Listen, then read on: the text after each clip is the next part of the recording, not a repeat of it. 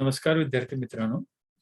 12 मार्चला जी आपल्याकडं junior maths first class ही जी काही परीक्षा होणार आहे JMFC ची पूर्व परीक्षा, तर त्याची तयारी करण्यासंदर्भात आज आपण what we call as a orientation lecture, तर तयारी कशी करावी तर याच्याबद्दलचं नियोजन करताना काही मुद्दे लक्षात घेणं फार महत्वाचं आहे. आणि मग त्यातला पहिला मुद्दा, आणि ह्या स्लाइडमध्ये दाखवल्याप्रमाणे आपल्या लक्षात येईल की 12 मार्चला ही आपल्याकडे परीक्षा आहे. आणि आज आपण जी चर्चा करतोय तर 3 जानेवारी आहे. 12 मार्च 3 जानेवारी जर बघितलं तर आपल्याला नाही म्हणायला गेलं तर 1-2 महिने मिळतात. 2 महिने याचा 2 महिन्यापेक्षा जास्तच म्हणा की 60 दिवस मिळतात. आणि मग ह्या 60-65 दिवसामध्ये 100 प्रश्नांची तयारी करून आपण या परीक्षेत उत्तीर्ण होऊन मुख्य परीक्षेसाठी कसं पात्र ठरू तर त्याच्याबद्दलची आपण चर्चा करतोय. So this is first slide, and then you have to remember that in 2022 this commission is going to recruit not less than say 300 JMFC judges, and out of that already they have published one ad related to 63 vacancies, and the exam will be conducted on the 12th March, and subsequently the main examination of this will be conducted on the 2nd July, and then again another ad will be published, and that will be of the prelim exam will be on the 7th August, and its subsequent main examination will be on the 20th November. So from this what we can get the idea, तर आता ह्या परीक्षेची तयारी 12 मार्चच्या परीक्षेची जर तयारी मी खूप चांगल्या पद्धतीने केली तर तिचा मला फायदा या वर्षात होणाऱ्या 3 परीक्षेसाठी होणार. मग त्यातल्या ऑगस्ट महिन्यात होणारी पूर्व परीक्षा दुसरी असेल, आणि जुलै आणि नोव्हेंबर मध्ये होणाऱ्या मुख्य परीक्षे त्यासाठी मला त्याचा फायदा होणार. आणि मग त्यासाठी कुठल्या बाबी महत्वाच्या आहेत ते आपण बघूया. मग आता इथे दाखवल्याप्रमाणे हे 63 पदांची जी जाहिरात आलेली आहे, तुमच्यापैकी सगळ्यांनी ती जाहिरात वाचली असेल, आणि त्यात एकंदरीत कसं एकंदरीत पात्रता आहे आणि नेमकं काय करायला पाहिजे ह्या सगळ्या गोष्टी तुम्हाला माहिती असतील.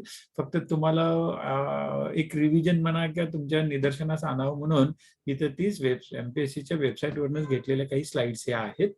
आणि परीक्षेचे टप्पे तुम्हाला माहितीच आहेत की पूर्व परीक्षा 100 गुणांची, आणि असं आहे त्या 100 गुणांपैकी किती गुण जर पाडले तरच मी मुख्य परीक्षेला पात्र ठरणार.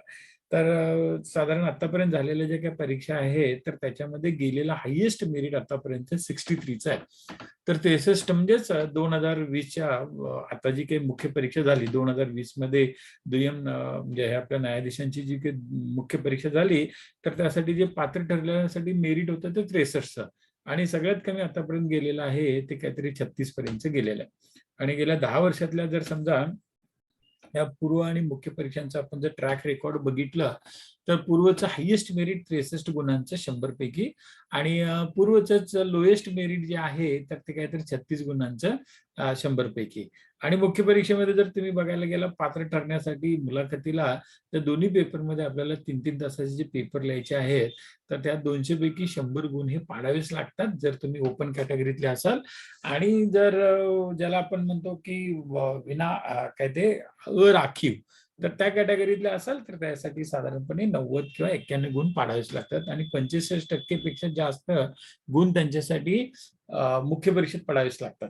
त्यामुळे इथे पूर्व परीक्षेचं जे आपलं टार्गेट असायला पाहिजे या वर्षीचं म्हणजे for 2022 it should not be less than what we call as a 65 or 70 तेवढं पाहिजेच, आणि ते का आपण पुढे बघूया. आणि अंतिम निवडीसाठी बघा 200 आणि हे 250 पैकी 2019चा जो काही निकाल लागला तर त्यामध्ये पहिल्या आलेल्या उमेदवाराला काहीतरी 171 मार्क होते तर आउट ऑफ 250, आणि शेवटचा जो काही 190 जागा होते त्यावेळेला, आणि शेवटचा जो न्यायाधीश झाला तर त्या विद्यार्थिनीला 133 गुण होते, आणि परत वेटिंग लिस्टवरती 133 गुण असलेले हे 250 पैकी जवळजवळ एक काहीतरी 40 जणांची यादी MPSCनं प्रकाशित केलेली आहे. अर्थात त्याच्याबद्दल अजून काही सिलेक्शन वगैरे झालेलं नाही वेटिंग लिस्ट मधलं, पण एकंदरीत तुमच्या लक्षात येईल की आपलं प्लॅनिंग हे असं असलं पाहिजे की मी न्यायाधीश होणारच, आणि मग हे होणारच हा शब्द जर वापरला तर पूर्व परीक्षेला किती मार्क, मुख्यला किती, मुलाखतीला तर तिथे 40% म्हणजे किमान 21 गुण पडल्याशिवाय, आणि मुख्य परीक्षा सुद्धा 50% आणि 41% जे काही ठरलेलं आहे तुमच्या कॅटेगरीनुसार, तेवढं पडल्याशिवाय तुमची ती निवड होतच नाही. आणि मग हे पहिली परीक्षा जी आहे म्हणजे पूर्व, ही एमसीक्यूची असते आणि मुख्य परीक्षा ही लेखी परीक्षेची आहे. आणि याचं परीक्षेचं माध्यम दोन्हीमध्ये इंग्लिशच आहे. मग आता पूर्व परीक्षेला हे आपले 10 कायदे आहेत. ऍक्च्युअली जरी समजा यांनी 10 असा आकडा दिला असला तरी law of contract, sale of goods act आणि पार्टनरशिप ऍक्ट जो आहे 1932चा, तर हे असे 3 कायदे आहेत आणि त्याच्यामुळे ते 2 ऍड केले तर 12 कायद्यांचा आपल्याला अभ्यास 100 मार्कासाठी करायचा आहे. अर्थात विचारलेले प्रश्न जर बघितले गेल्या 10 वर्षात परीक्षेमध्ये, तर त्यात प्रत्येक टॉपिकवरती एक साधारणपणे 10-12 किमान. आता 2020च्या परीक्षेमध्ये हा लिमिटेशन ऍक्ट म्हणजे हा त्यावेळेला स्पेसिफिक रिलीफ ऍक्ट आहे, त्याच्यावरती फक्त 5च प्रश्न होते. आणि जर तुम्ही बघायला गेला तर काही याच्यावरती 12-13 असं वगैरे होतं. तर किमान 5 आणि कमाल 10 किंवा कमाल 15 असा आकडा आपण लक्षात ठेवून ह्या सगळ्या 10 कायद्यांची तयारी करायला पाहिजे. आता कसं आहे की पूर्व परीक्षेमध्ये त्यांनी सांगितल्याप्रमाणे हे 10 जे कायदे आहेत तर त्यापैकी प्रश्न असणार आहेत 100 गुण, त्या प्रत्येकाला 1. आणि मुळात कसं आहे एमपीएससीच्या इतर परीक्षांच्या मध्ये हे 100 प्रश्न सोडवायला आपल्याला 1 तास मिळतो. पण इथं त्यांनी काय केलंय की हे 100 प्रश्न सोडवायला 2 तास दिलेत. तसं जर बघायला गेलं तर म्हणजे इथे वेळ दुप्पट मिळतो आपल्याला इतर स्पर्धा परीक्षेतल्या प्रश्नांच्या पेक्षा, आणि त्यामुळं इथं मार्क सुद्धा आपल्याला जास्त पाडता येऊ शकतात. आता पूर्व परीक्षेचा निकाल, आता निगेटिव्ह मार्किंग तरी आहेच, आणि मग इथे दिल्याप्रमाणे वस्तुनिष्ठ स्वरूपाच्या उत्तरपत्रिकांचे मूल्यांकन करताना त्यांनी काय केले, 25% किंवा 1/4 एवढे गुण वजा केले जाणार आहेत. आणि मग तो एक महत्वाचा भाग आहे. आणि त्यांनी सांगितलेलं आहे की एकूण पदाच्या 10 पट उमेदवार मुख्य परीक्षेसाठी पात्र ठरवता येईल. मग आता याचा अर्थ काय झाला की या वर्षीच्या आता 12 मार्चच्या परीक्षेला 63 जागा आहेत. आणि मग 63 जागा असल्यामुळे त्याच्या 10 पटीनं म्हणजे 63 गुणिले 10 केले की 630. मग त्यामुळे माझं टार्गेट पहिलं काय असणार, पूर्व परीक्षा उत्तीर्ण होताना I have to be within this first 630 candidates. आणि मग ह्या 630 उमेदवारांमध्ये माझी जर निवड व्हायची असेल तर काय करायला पाहिजे ते आपण बघूया. इथं मुख्य परीक्षेमध्ये सुद्धा आपल्याला साधारणपणे 9 कायदे आहेत. पेपर 1 मधले हे 4 कायदे, त्यात 100, त्यात बऱ्याच ते जजमेंट रायटिंग आणि बाकीच्या सगळ्या गोष्टी असतात. 100 पैकी इथं ओपन कॅटेगरीच्या विद्यार्थ्याला 50 पेक्षा जास्त, राखीव गटातल्या उमेदवारांना साधारण 45 पेक्षा त्यांनी 25% मानक ठेवलेलं आहे. म्हणजे 25 पेक्षा जास्त म्हणजे ओपन पेक्षा 5 कमी गुण. तर असं या दोन्ही पेपरमध्ये तुम्हाला पडायला पाहिजे. आणि मग ओपन कॅटेगरीतनं मुलाखतीला पात्र ठरण्यासाठी 101 आणि राखीव कॅटेगरीतनं मुलाखतीला पात्र ठरण्यासाठी 91 असं ते मेरिट लागतं. आता साधारणपणे मुख्य परीक्षेतनं ते जे काही आता सांगितलं ना तुम्हाला की पूर्वला एक साधारण अंदाज असा आहे, एक 10,000 पेक्षा जास्त उमेदवार पूर्व परीक्षेला असतील. त्यातनं फक्त 630 उमेदवार पूर्व परीक्षा उत्तीर्ण होऊन मुख्यला येणार. आणि त्या मुख्यमधनं 63 जागा असल्यामुळं 63 गुणिले 3 म्हणजे साधारणपणे तुम्ही धरून चाला की एक 200 भर विद्यार्थी इंटरव्ह्यूला बोलवतील. आणि मग त्या 200 मध्ये माझा नंबर लागायचा झाला तर साधारण किती गुण पाडायला पाहिजेत काय वगैरे ते एमपीएससीनं दरवेळेला त्यांनी दिलेलंच असतं. आणि मग इथे ह्या स्लाइडमध्ये तुमच्या लक्षात येईल की एकंदरीत माझी स्ट्रॅटेजी त्या परीक्षेमध्ये उत्तीर्ण होण्यासाठी काय पाहिजे. मग मगाशी बघितल्याप्रमाणे आतापर्यंत 2009 पासून 2020 पर्यंत ही परीक्षा 10 वेळा झालेली आहे. आणि 10 मधल्या आता मगाशीच तुम्हाला बोललो होतो की मेरिट जे आहे ते मी 36 म्हणाल होतो पण ते 31 आहे. 2019च्या परीक्षेमध्ये मेरिट जे गेलेलं आहे पूर्व परीक्षा उत्तीर्ण होण्याचे 31, पण आता 2020 मध्ये ते 64 गेले, म्हणजे याच्यापेक्षा डबल. कारण काय तर जागांची संख्या. तर मागच्या वेळेला जी जागांची संख्या किती होती 76 होती. 2019 मध्ये जागांची संख्या किती होती 205 होती. मग त्या 205 जागा आणि 76 जागा ह्या जागातला जो फरक आहे त्याच्यामुळं मेरिट हे वाढलेलं दिसतं. जागा कमी तर मेरिट वाढणार, जागा जास्त मेरिट कमी होणार असा त्याचा अर्थ आहे. आणि इथं 2016 मध्ये 18-17च सुद्धा आहे, पण 2016च मध्ये जर तुम्ही म्हटलं 49 आणि त्यावेळेला जागा 134 होत्या. त्यामुळे आपल्याला एक साधा अंदाज काढता येतो की महाराष्ट्रात सध्या न्यायाधीश पदाच्या परीक्षेची तयारी करणारे विद्यार्थी ज्यांना पूर्व परीक्षेमध्ये 65 पेक्षा जास्त मार्क पडू शकतात असे फक्त 760च विद्यार्थी आहेत. आणि यावर्षी जागांची संख्या 63 आहे. मग 630 मध्ये माझा नंबर लागला पाहिजे ना. आता 2021च्या ऍड मध्ये आताच्या याच्यानुसार भरायची जागांची संख्या 63 आहे. अजून एक ऍड होणार आहे, त्याच्यात एक जवळजवळ 150 असतील. त्याच्यामुळे त्या 63 मध्ये जर माझा नंबर लागायचा असेल तर पूर्व परीक्षेला मला पहिल्या 630 मध्ये यायला पाहिजे. आणि 630 मध्ये जर यायचं झालं तर माझं target has to be 65 plus. आणि 65 प्लस म्हणजे कितीपर्यंत जाऊ शकतं? 70 पर्यंत सुद्धा जाऊ शकतं. कारण सध्या काय झालंय की intensity of the competition has increase a lot. आणि त्यामुळे स्पर्धेची तीव्रता वाढल्यामुळं मी जर समजा 70चं टार्गेट ठेवून या परीक्षेची तयारी येणाऱ्या 60 दिवसात जर केली तर इट इज अ पॉसिबल 7 दिवसामध्ये अतिशय चांगली तयारी होऊ शकते आणि 70 पेक्षा जास्त मार्क व पूर्व परीक्षेला पाडून आपण मुख्य परीक्षेला उत्तीर्ण ठरू शकतो. आणि मग ते करण्यासाठी काय करायला पाहिजे? मग आता इथं मुख्यचं सुद्धा कट ऑफ दिलेलं आहे. तर मुख्यचं कट ऑफ आता मगाशी सांगितल्याप्रमाणे 2019ला ज्या जागांची संख्या जी काही होती 170 190 बर, त्यासाठी त्यांनी 432, मग 190 चे 432 मध्ये 3 पटीनं जे काही विद्यार्थी निवडले होते, तर त्यामध्ये तुमच्या लक्षात येईल की 3 पटीनं जर 190चं बघायला गेला तर 570 यायला पाहिजे होते. तर 432च निवडले. कारण काय? तर जे मुख्य परीक्षेला बसले होते तर त्या याच्यामध्ये 101 आणि 91 एवढे मार्क पाडणारे ते 570 विद्यार्थी मिळालेच नाहीत. त्यांना मिळाले ते फक्त 432च. म्हणजे 50% मार्क पेपर 1 आणि 2 मध्ये पाडणाऱ्या विद्यार्थ्यांची संख्या महाराष्ट्रामध्ये जर तुम्ही बघायला गेला त्या याच्यामध्ये नॉट इव्हन 400. त्यामुळं आपण एक लक्षात घ्या, पूर्व परीक्षा मी क्लिअर झालो की तिकडे 50% मार्क पाडणाऱ्यांची संख्या खूप मर्यादित असणार आहे आणि त्यामुळे तिथं इझिली मला पास होता येऊ शकतं. मुलाखतीमध्ये सुद्धा चांगले गुण पडतात. आता इथे हे 2019चा जो निकाल दाखवला आहे त्यात 190 जागा भरल्या गेल्या आणि त्याच्यात जर इथे बघा की ओपन मध्ये जवळजवळ 48 आणि 42 म्हणजे 90 जागा ओपनच्या भरल्या गेल्या आणि 100 ह्या अराखीव गटातनं म्हणजे राखीव गटातनं आणि त्यात सुद्धा ओबीसी मध्ये जवळजवळ एक 48 म्हणजे 50 जागा भरल्या गेल्या होत्या आणि मग इथे ती हे दिलेलं आहे. आणि मग पहिली जी महाराष्ट्रामध्ये मुलगी जी आली तर हवलदार, तर तिला 171 मार्क होते आणि रिटर्नचा स्कोर तिचा जास्त नव्हता. 2 नंबरला जो काही मुलगा आला तर त्याला 150 मार्क, म्हणजे पेपर 1 मध्ये 75, पेपर 2 मध्ये 75 किंवा तेवढे मार्क आपण पाडू शकतो. आणि मग त्याला मुलाखतीला मात्र 21, म्हणजे किती कमी पडलेत बघा. ते हिच्यापेक्षा जवळजवळ 9 कमी. त्यामुळे मुलाखतीमध्ये सुद्धा चांगले गुण पाडले पाहिजेत, लेखीमध्ये सुद्धा पडलेच पाहिजेत. आणि पहिले 10 जण आहे तर त्याच्यामध्ये 171 ते 158, तर 20 मार्काच्या फरकामध्ये 20 नाही, एक साधारण 10-12 मार्काच्या फरकामध्ये आपल्याला हे विद्यार्थी पहिल्या 10 क्रमांकानं आणि नंतर शेवटचे जे 10 जे आहे तर त्यांचं सुद्धा दिलेलं आहे, जेणेकरून आपल्याला रिटर्नला किती मार्क पाडायला पाहिजेत, ज्यामुळे माझं सिलेक्शन होईल. इंटरव्ह्यूला जायसाठी 101 पाहिजेतच किंवा 91 पाहिजेतच, पण नुसते तेवढे पुरेसे नाहीत.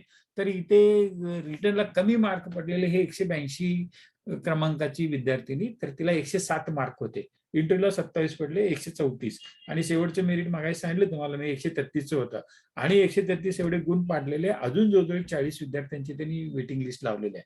आणि मग ह्या सगळ्या ह्याच्यातनं आपल्याला आयडिया येते की मला जर समजा न्यायाधीश व्हायचा असेल 2019 मध्ये 133, आणि अर्थात त्यावेळेला जागा जास्त होत्या म्हणून ते मेरिट 133 पर्यंत कमी झालं. पण आता यावेळेला जागा 63 आहेत. त्यामुळे 63वा क्रमांकाचा जर विद्यार्थी बघितला तर हा 63वा क्रमांकाचा विद्यार्थी, आता इथे ते दिलेलं नाही पण आपल्या त्या एमपीएससीच्या वेबसाईटवरती तुम्ही बघितलं तर त्या विद्यार्थ्याला साधारणपणे काहीतरी 145 मार्क आहेत. त्यामुळे 145चं टार्गेट या वर्षीचं रिटर्न आणि इंटरव्ह्यू मधलं, त्या 250 पैकी 145 पडले तर यावर्षी मी न्यायाधीश होऊ शकते या 2022 मधल्या ह्या पहिल्या ऍडनुसार. आणि इंटरव्ह्यूला म्हणजे त्या मेनला जायचं झालं तर मला इथे दाखवल्याप्रमाणे 65 म्हणजे 70चं टार्गेट लक्षात ठेवूनच मला ही तयारी करावी लागणार.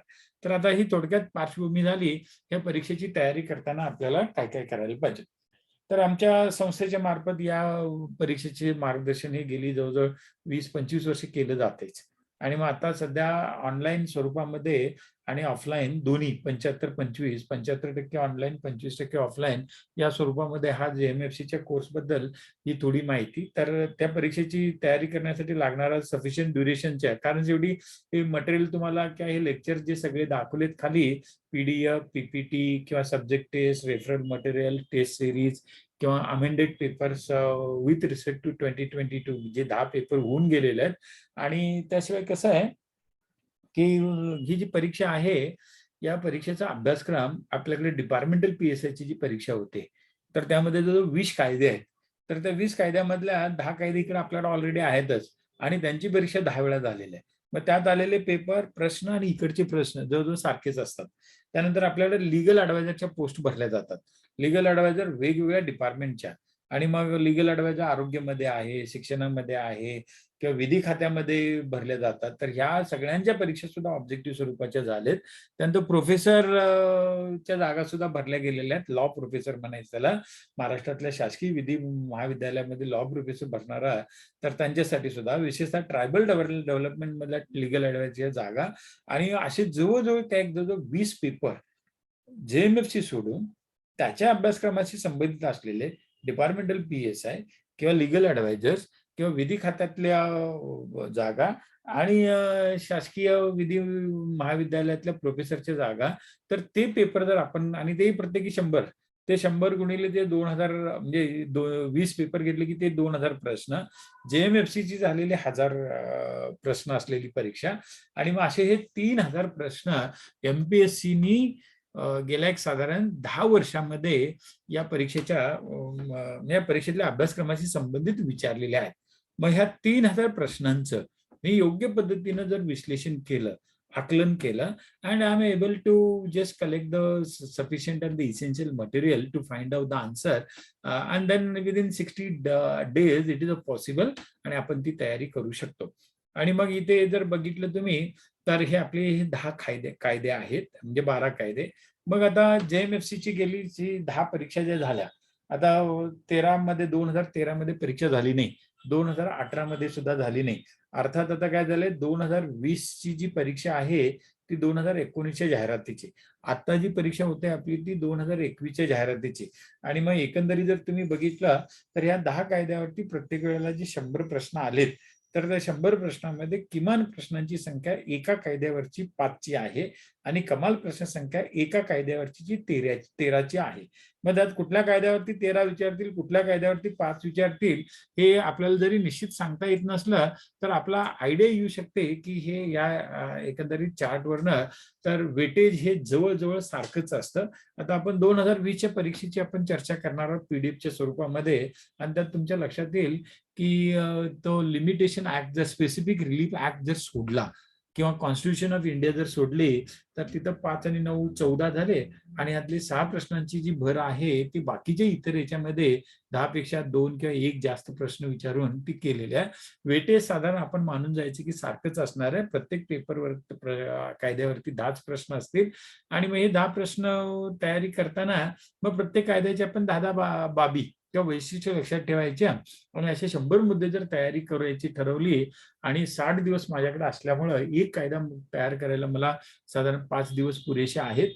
आणि त्या कायद्याबद्दलची सगळी माहिती जर समजा 5 दिवसात मी चांगली तयारी केली, एका बाजूला कायद्याचं सेक्शन्स असतील, चॅप्टर्स असतील, शेड्यूल्स असतील, अमेंडमेंट्स आहेत, त्यात झालेल्या बऱ्याच कन्सेप्च्युअलचे किंवा त्याच्याबद्दलचे जजमेंट्स, तर त्या सगळ्यांची एकत्रित माहिती मी गोळा केली, तर मला त्याचा फायदा होऊ शकतो. आणि त्या संबंधात जर आपण पुढे बघायला गेलो, तर काय माहित आहे की आता ही जी काही परीक्षा घेतली जाते, तर ती परीक्षा घेताना ज्या अभ्यासक्रमाचे जे काही मुद्दे, म्हणजे आता हे कायद्यांची नावच दिलीत, पण आता मगाशी जसं सांगितलं त्याच्याप्रमाणे MPSCनं गेल्या 10 वर्षात या 10 कायद्याबद्दल विचारलेले 3000 प्रश्न, आणि त्या 3000 प्रश्नातले वेगवेगळे मुद्दे जर आपण लक्षात घेतले, तर त्याच्यातनं प्रश्न कसे विचारले जातात आणि उत्तर कशी असायला पाहिजेत याचा आपल्याला अंदाज येतो. आणि मग आयोग जे काही प्रश्न विचारतं, तर त्याच्या पाठीमागचा what is the intention behind the question asked by the MPSC to select the candidate for the main examination and also from the main examination for the interview and also in the interview why we should select that candidate for that particular post, याच्याबद्दल जे काही केलं जातं तर त्याच्या पाठीमागची intention इथं या 2 पॅरेग्राफमध्ये तुम्हाला दिसतील. So the nature and standard of questions in the paper will be such that a well-educated person will be able to answer without any specialized study, and its intention is to test candidates' general awareness of a variety of the subjects. म्हणजे आता या 10 कायद्याशी संबंधित असणाऱ्या ज्या काही बाबी आहेत किंवा चॅप्टर्स आहेत किंवा सेक्शन्स आहेत, म्हणजे आता आयपीसी मधले 511 सेक्शन्स असतील, सगळ्याबद्दल विचारलं जाणार नाही. तर तिथं एखाद्या विधी पदवीधरांना, आणि आता आपल्याकडे पूर्व परीक्षेला त्यांनी फ्रेश ग्रॅज्युएटचं 55% मानक ठेवलेलं आहे. तर साधारणपणे 55% मार्क पाडून उत्तीर्ण झालेल्या विद्यार्थ्याला कायद्याचं जेवढं ज्ञान आहे आणि ते विशेष ज्ञान नाही, म्हणजे आता त्याच्यात आपल्याकडे इथे दिले की सरकारी कर्मचाऱ्यासाठी त्यांनी, म्हणजेच विधी खात्यातल्या सेवा कर्मचाऱ्यासाठी त्यांनी 50 वयोमर्यादा ठेवलेली आहे आणि प्रॅक्टिस करणाऱ्यांसाठी ती 40 वयोमर्यादा ठेवलेली आहे. तर एक फ्रेश ग्रॅज्युएट ह्या 40 आणि 50 वर्षाच्या, म्हणजे त्यांच्या वयाच्या दुप्पट असणाऱ्या व्यक्तीशी ज्या वेळेला स्पर्धा करेल, त्यावेळेला त्याला अनुभव जास्त आहे म्हणून त्याला उत्तरं जास्त चांगली काढता येतील आणि तुम्हाला फ्रेशरना काढता येणार नाहीत असं असणार नाही. आणि मग ते टाळण्यासाठी without any special study intention is to test the candidate general awareness of a variety of the subject. तर हा महत्वाचा मुद्दा आपण लक्षात घ्यायचा. तर 10 कायद्यांचं अगदी कोपऱ्यातलीच माहिती मला पाहिजे असं काही नाहीये, पण त्या 10 कायद्यांच्या बद्दल ढोबळ स्ट्रक्चर आणि त्याच्याबद्दलचं जर थोडं ऍप्लिकेशन करायला मला जर जमलं, sir I am there. So आणि आता आपण बघितलं की आपल्याला एक 70 पर्यंत मार्क पाडण्याचं टार्गेट ठेवून मी तयारी केली आणि 65 पर्यंत जरी मी खाली आलो तर I am going to be within those 630. So it is expected from the candidate to study the latest and recent developments and happenings pertaining to the topics, subtopics mentioned in the syllabus. आणि काय झालंय की एमपीएससीने त्यांची जी राज्यसेवा परीक्षा जी आहे त्याचा जो अभ्यासक्रम मुख्य परीक्षेचा दिला आहे, तर त्यात सुरुवातीला ह्या 2 वाक्यांची त्यांनी वाक्य नमूद केलेले आहेत. And this things is also applicable to any other competitive examination conducted by MPSC. त्याच्यामुळं आपल्याला या परीक्षेमध्ये ज्या 10 कायद्यातल्या 100 मुद्द्याबद्दल जे प्रश्न येणार आहेत, तर त्या प्रश्नांचं स्वरूप कसं असेल, तर इथली 3 गोष्टी की specialised study not necessary but it might be essential also. जरी समजा it might be expected, not essential, it might be expected. And the second is what is the intention. So they just want to test the candidate general awareness about those 12 acts. जरी अभ्यासक्रमात 10 असे आकडे दिले असले तरी प्रत्यक्षात ते 12 कायदे आहेत आणि त्या 12 कायद्याच्या संबंधातल्या छोट्या मोठ्या गोष्टीबद्दल अलीकडच्या काळात काय घटना घडतात त्यावर आधारित प्रश्न विचारले जाऊ शकतात. So we should be able to understand that particular approach and the latest and recent developments and happenings. मग आता आयपीसी कायद्यामध्ये अलीकडे काय बदल झालेत का, एव्हिडन्स ऍक्ट मध्ये काही बदल झालेत का, किंवा प्रॉपर्टी ऍक्ट बद्दल काही हे केले का, किंवा आता आपल्याकडे महाराष्ट्र रेंट कंट्रोल ऍक्ट आहे आणि त्याच्याबद्दल मॉडेल ऍक्ट सुद्धा आलेला आहे. मग आता 2000 च्या अलीकडचा जो मॉडेल ऍक्ट आणि रेंट कंट्रोल ऍक्ट, मग त्यांच्यातला काय संबंध आहे का, असले वगैरे काही प्रश्न येऊ शकतात. भारतीय राज्यघटनेमध्ये झालेल्या आता मागच्या काही वर्षापूर्वी म्हणजे 2019 मध्ये 103री घटना दुरुस्ती 103rd कॉन्स्टिट्यूशनल अमेंडमेंट, त्याच्यावरती प्रश्न आला होता. फंडामेंटल राईट्स आहेत का, ह्युमन राईट्स आहेत का, रूल ऑफ लॉ आहे, प्रिन्सिपल ऑफ नॅचरल जस्टिस आहेत. तर ह्या सगळ्याबद्दल अलीकडे काय चाललेलं आहे, they can ask the questions related to that and certain verdicts given by the Supreme Court, High Court and then certain commissions also which have been appointed. आणि अगदी इंटरनॅशनल पातळीवरती ते एनएचआरसी किंवा ह्युमन राईट्सचं जिथे जिथे व्हायोलेशन होतं त्याबद्दल जे काही केलं जातं, तर त्या सगळ्यांचा विचार करून ते काही प्रश्न उमेदवाराकडलं लेटेस्ट अँड रिसेंट डेव्हलपमेंट बद्दल तो किती जागरूक आहे हे बघण्यासाठी विचारले जाणार. मग आता आपली स्ट्रॅटेजी काय असली पाहिजे, आणि मग मगाशी सांगितल्याप्रमाणे स्ट्रॅटेजीत मध्ये पहिलं काय जे असेल तर ते आपलं ध्येय. So what should be my target, I have to at any cost 70चं टार्गेट असलंच पाहिजे. मग ते 70 प्रश्न जर पाडायचे म्हणजे 70 गुण पाडायचे असतील तर मग व्हॉट इज नेसेसरी, तर ती ओएमआर सीट म्हणजे आता 12 मार्चला जी परीक्षा होईल 2 तासाची, तर तो शनिवार आहे. मग त्या शनिवारी 11 वाजता जो माझ्या हातात पेपर आला, 11 ते 1 अशा ते 120 मिनिटांमध्ये मला OMR शीटमध्ये उत्तरं ती मार्क करायची आहेत. तर त्यावेळेला निगेटिव्ह मार्किंग असल्यामुळं सगळ्यांची याची जर येत असेल तर करायला काही हरकत नाही. पण शक्यतो असं असतं की एक 10 प्रश्नांची उत्तरं प्रत्येकाला न येणारीच असतात. आणि मग अशा वेळेला निगेटिव्ह मार्किंगमुळे माझा मार्क कमी पडू नयेत म्हणून आपलं एक टार्गेट असलं पाहिजे की जे कठीण वाटतं तर ज्याच्याबद्दल मला काही माहितीच नाही असे एक 5 प्रश्न मी बाजूला काढणार आणि उरलेल्या 95 प्रश्नांची उत्तरं तरी मी लिहिणारच. आता काही वेळेला दुसरी बाब सुद्धा असते. काही विद्यार्थी काय करतात की अरे ते आता 65 किंवा 70 लागणार आहेत.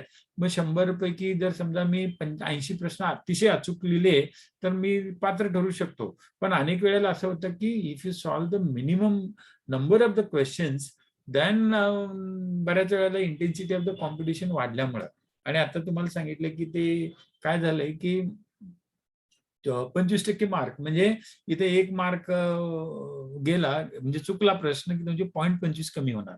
त्यामुळे मेरिट जे लागणार आहे इथून पुढे कट ऑफचं त्या पॉइंटमध्ये सुद्धा असू शकतं ना.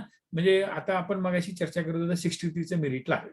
मग आता यावर्षी ते 65.25 असू शकतं, 65.75 असू शकतं किंवा 65.50 असू शकतं आणि त्यामुळं काय झालंय की उत्तरं मला ही किमान एक 95 प्रश्नांची लिहिलीच गेली पाहिजेत आणि मग 70 किंवा 80 ची लिहिली तर there might be the possibility की मी थोडा जास्त उत्तर न लिहिल्यामुळं किंवा न मार्क केल्यामुळं माझी मुख्य परीक्षेला पात्र पॉइंट फॉर्मॅटमुळं 0.25 मुळं अपात्र ठरलं असं होऊ शकतं. ते टाळण्यासाठी the second point is very important.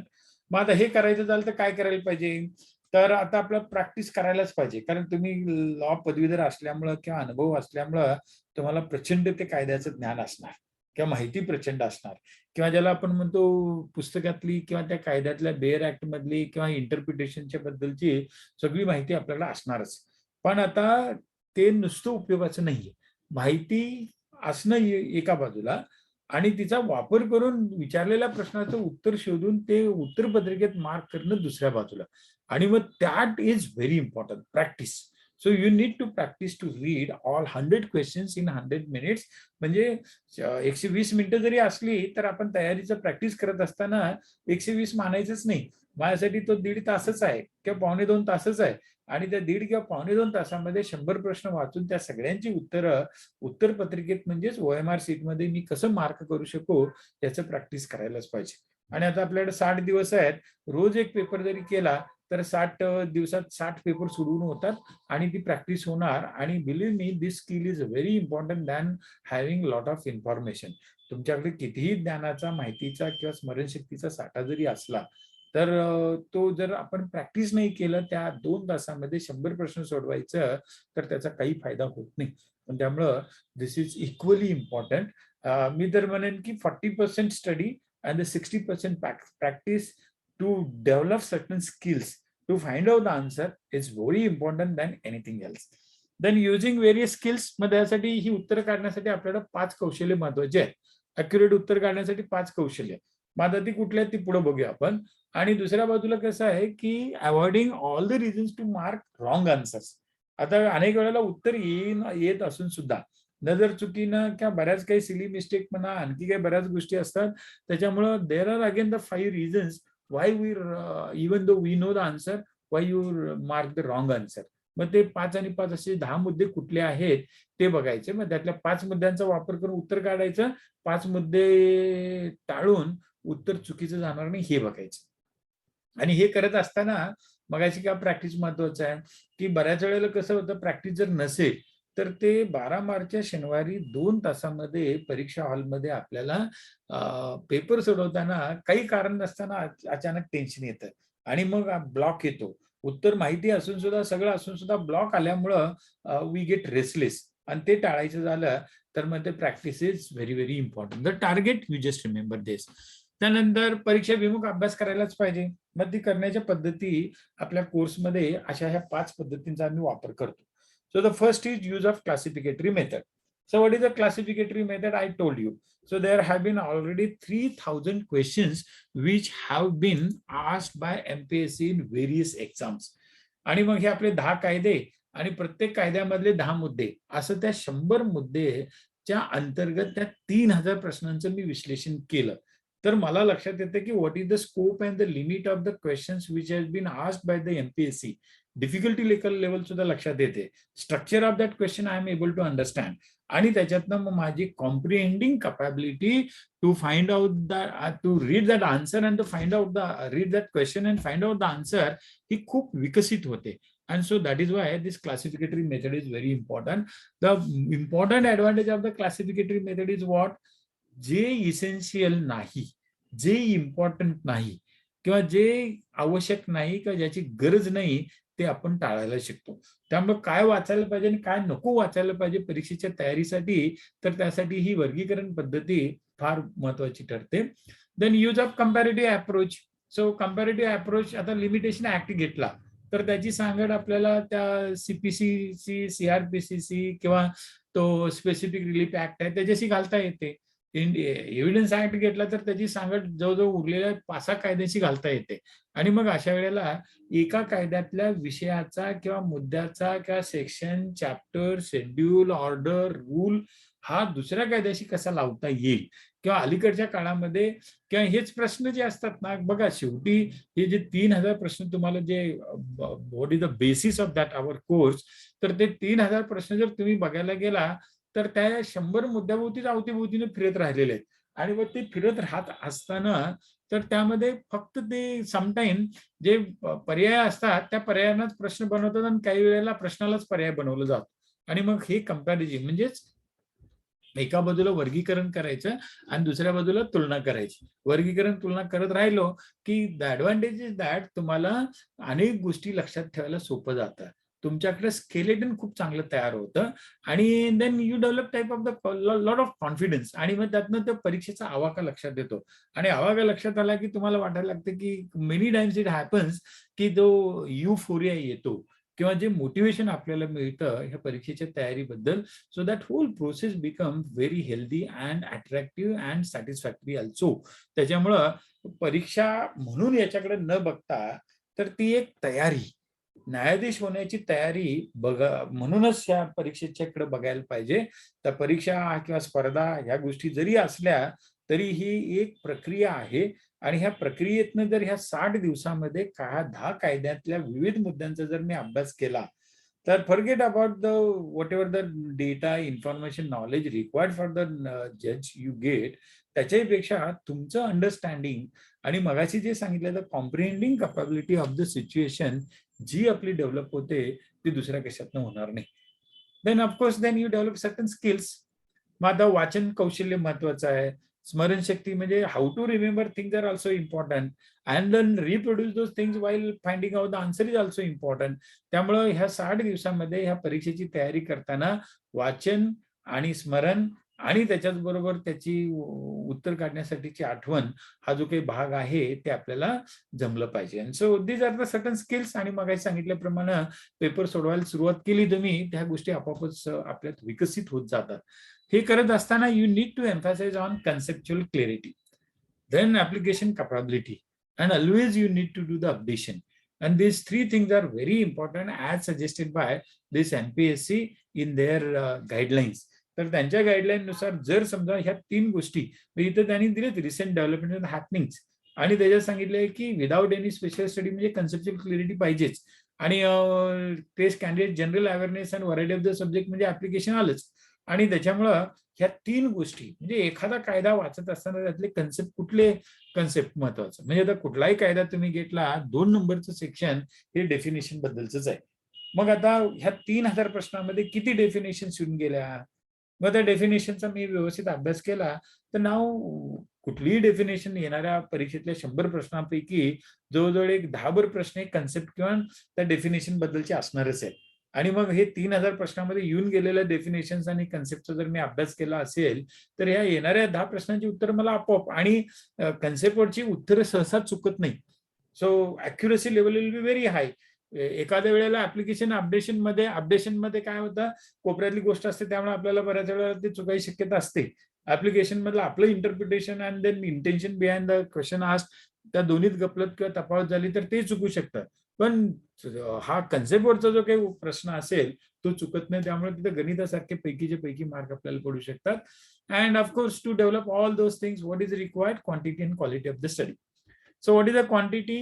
तर ही परीक्षा 100 प्रश्नांची आहे, 100 गुणांची आहे.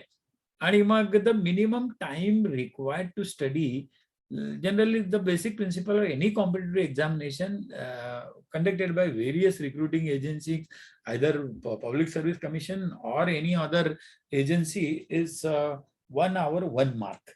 मग पूर्व परीक्षा 100 प्रश्नांची, 100 गुणांची. मग त्यासाठी किती तास लागणार? 100 तास. तर 10 कायद्यांचा अभ्यास करण्यासाठी 100 तास are the minimum time required. आणि मग ते 100 तासापैकी जर समजा मी रोज 5 तास ठरवले तर 20 दिवसामध्ये माझ्या परीक्षेची तयारी होऊ शकते. सो द मिनिमम टाइम और the period required for the preparation of a JMFC is not more than 20 days. Just remember this and you should believe in that. कारण शेवटी आपण लॉ ग्रॅज्युएट आहोत आणि कायदा पदवीधर असताना या 100 प्रश्नांची आणि तेही ऑब्जेक्टिव्हची उत्तरं काढण्यासाठी व्यवस्थित जर प्रॅक्टिस केला आणि त्याच्यासाठी अभ्यास म्हणून आपण तो जर करायचा झाला तर minimum time required is 20 days. आणि 20 दिवसामध्ये हे 10 कायदे, एका कायद्यासाठी 2 दिवस, आणि मग मगाशी परीक्षेला सांगितलं त्याप्रमाणे 1 मार्क 1 तास असं जर आपण पकडलं तर 100 तास पुरेसे असतात. तुमच्यापैकी एखाद्याने ठरवलं की नाही रोज 10 तास करून 10 दिवसात मी करू शकणार, इज अ पॉसिबल. आणि त्याच्यामुळे आणि बेसिकली काय आहे की कायदा पदवीधर असल्यामुळे हे 10 कायद्यांचा आपला अभ्यास झाल्यामुळे हे रिव्हिजनच असणार आहे. So this type of the, because it is a revision, so 10 days or the 20 days are sufficient. So the quantity, this is one approach. Second approach काय? कितीही वाचलं तर ते कमीच ठेवतात. आणि स्पर्धा परीक्षेत कसं आहे की अनेक वेळेला the factor of uncertainty is very high. आणि मग ज्या वेळेला factor of uncertainty is very high म्हणतो, दुसऱ्या बाजूला intensity of the competition is also very high. आता असं ज्या वेळेला असतं तर त्यावेळेला quantity of the study is required more. कारण मगाशी आपण बघितलं तर मगाच्या स्लाइडमध्ये आपण इथं बघितलेलं आहे की 2019च्या परीक्षेमध्ये 31 मार्क आणि 2020च्या परीक्षेमध्ये उत्तीर्ण व्हायला 64 मार्क, म्हणजे डबल पेक्षा जास्त झालं. अर्थात इथं जागांची संख्या जास्त असल्यामुळे, पण आता जागांची संख्या कमी की जास्त हे आपल्या हातामध्ये नाही. So this can be considered as a factor of uncertainty. आणि मग अशा वेळेला त्या याच्यामध्ये यश मिळवण्यासाठी, आणि इथं मध्ये जर तुम्ही बघितला मधला आकडा तो 49 गुणाचा आहे ना, 2016 मध्ये 49, तर 31, 49, 64. तर 49 जर समजा आपण सेंटर मांडलं तर त्याच्यापासून 18 मार्क एकदा कमी झाले. आणि दुसरं जर बघायला गेला तर 49च्या पुढे जर गेला तर 15 मार्कांनी वाढलं. आणि त्याच्यामुळं ही जे काही रेंज जो आहे 31 to 64 असल्यामुळं आपल्याला परीक्षेची तयारी करताना इकडे थोडं लक्ष द्यायला पाहिजे. So that is important issue. And इथं जसं सांगितलं त्याच्याप्रमाणे क्वालिटी पाहिजेच. So the quality of study म्हणजे काय की मी जे वाचलंय तर त्याचा मला कुठेतरी परीक्षेतल्या प्रश्नाचं उत्तर काढण्यासाठी वापर करता आला पाहिजे, फायदा झाला पाहिजे. So quality of the study is nothing but the utilitarian or the productive approach. So whatever I am studying is going to be useful, whatever I am studying it is going to be productive. तर मी जे वाचतोय किंवा मी जे revision करतोय तर त्याचा मला परीक्षेतली उत्तरं काढण्यासाठी फायदा झालाच पाहिजे. तो जर झाला नाही, क्वांटिटी असून काही उपयोग नाही. And that is why I told you की your competition is with those who are 50 years old, those who are already in the service. And suppose you are a freshers, तर त्यावेळेला मग तुम्हाला तेवढा तो काय ते एक्सपिरियन्सचा डेफिसिट असणार आहे 20-20 वर्षाचा. आणि मग अशा वेळेला त्या डेफिसिट वरती जर मात करायची झाली तर you have to develop the quality. And what quality you have to develop so in the study. So it has been mentioned and the discussed whatever आतापर्यंत आपण जे चर्चा केली तर त्याचा आपण आधार घेतला. मग त्याने अप्रोच, तर मग असे सांगितले की आता आपल्याला 63 जागा असल्यामुळे 630 मध्ये यायला पाहिजे आणि साधारण 10,000 जण बसणार आहेत. मग ते 10,000 जण आता मग अशी सांगितल्याप्रमाणे ऑलरेडी सेवेत असणारे किंवा ही परीक्षा आतापर्यंत 5-6 वेळा दिलेले सुद्धा लोक असणार आहेत तुमच्याबरोबर, किंवा गेल्या वर्षी पूर्व पास झालेत, मेन पास झालेत, इंटरव्ह्यू मध्ये नापास झालेले सुद्धा असणार आहेत. आणि मग अशी आपण बघितले की maximum candidates which were appeared for the main examination 2014 किंवा 2034 कॅन्डिडेट होते ते. म्हणजे ऑलरेडी तिथे 2,000 विद्यार्थी जे पूर्व परीक्षा पासून मुख्यला ठरू शकतात ते तुमच्याबरोबर स्पर्धेत असणारच आहेत.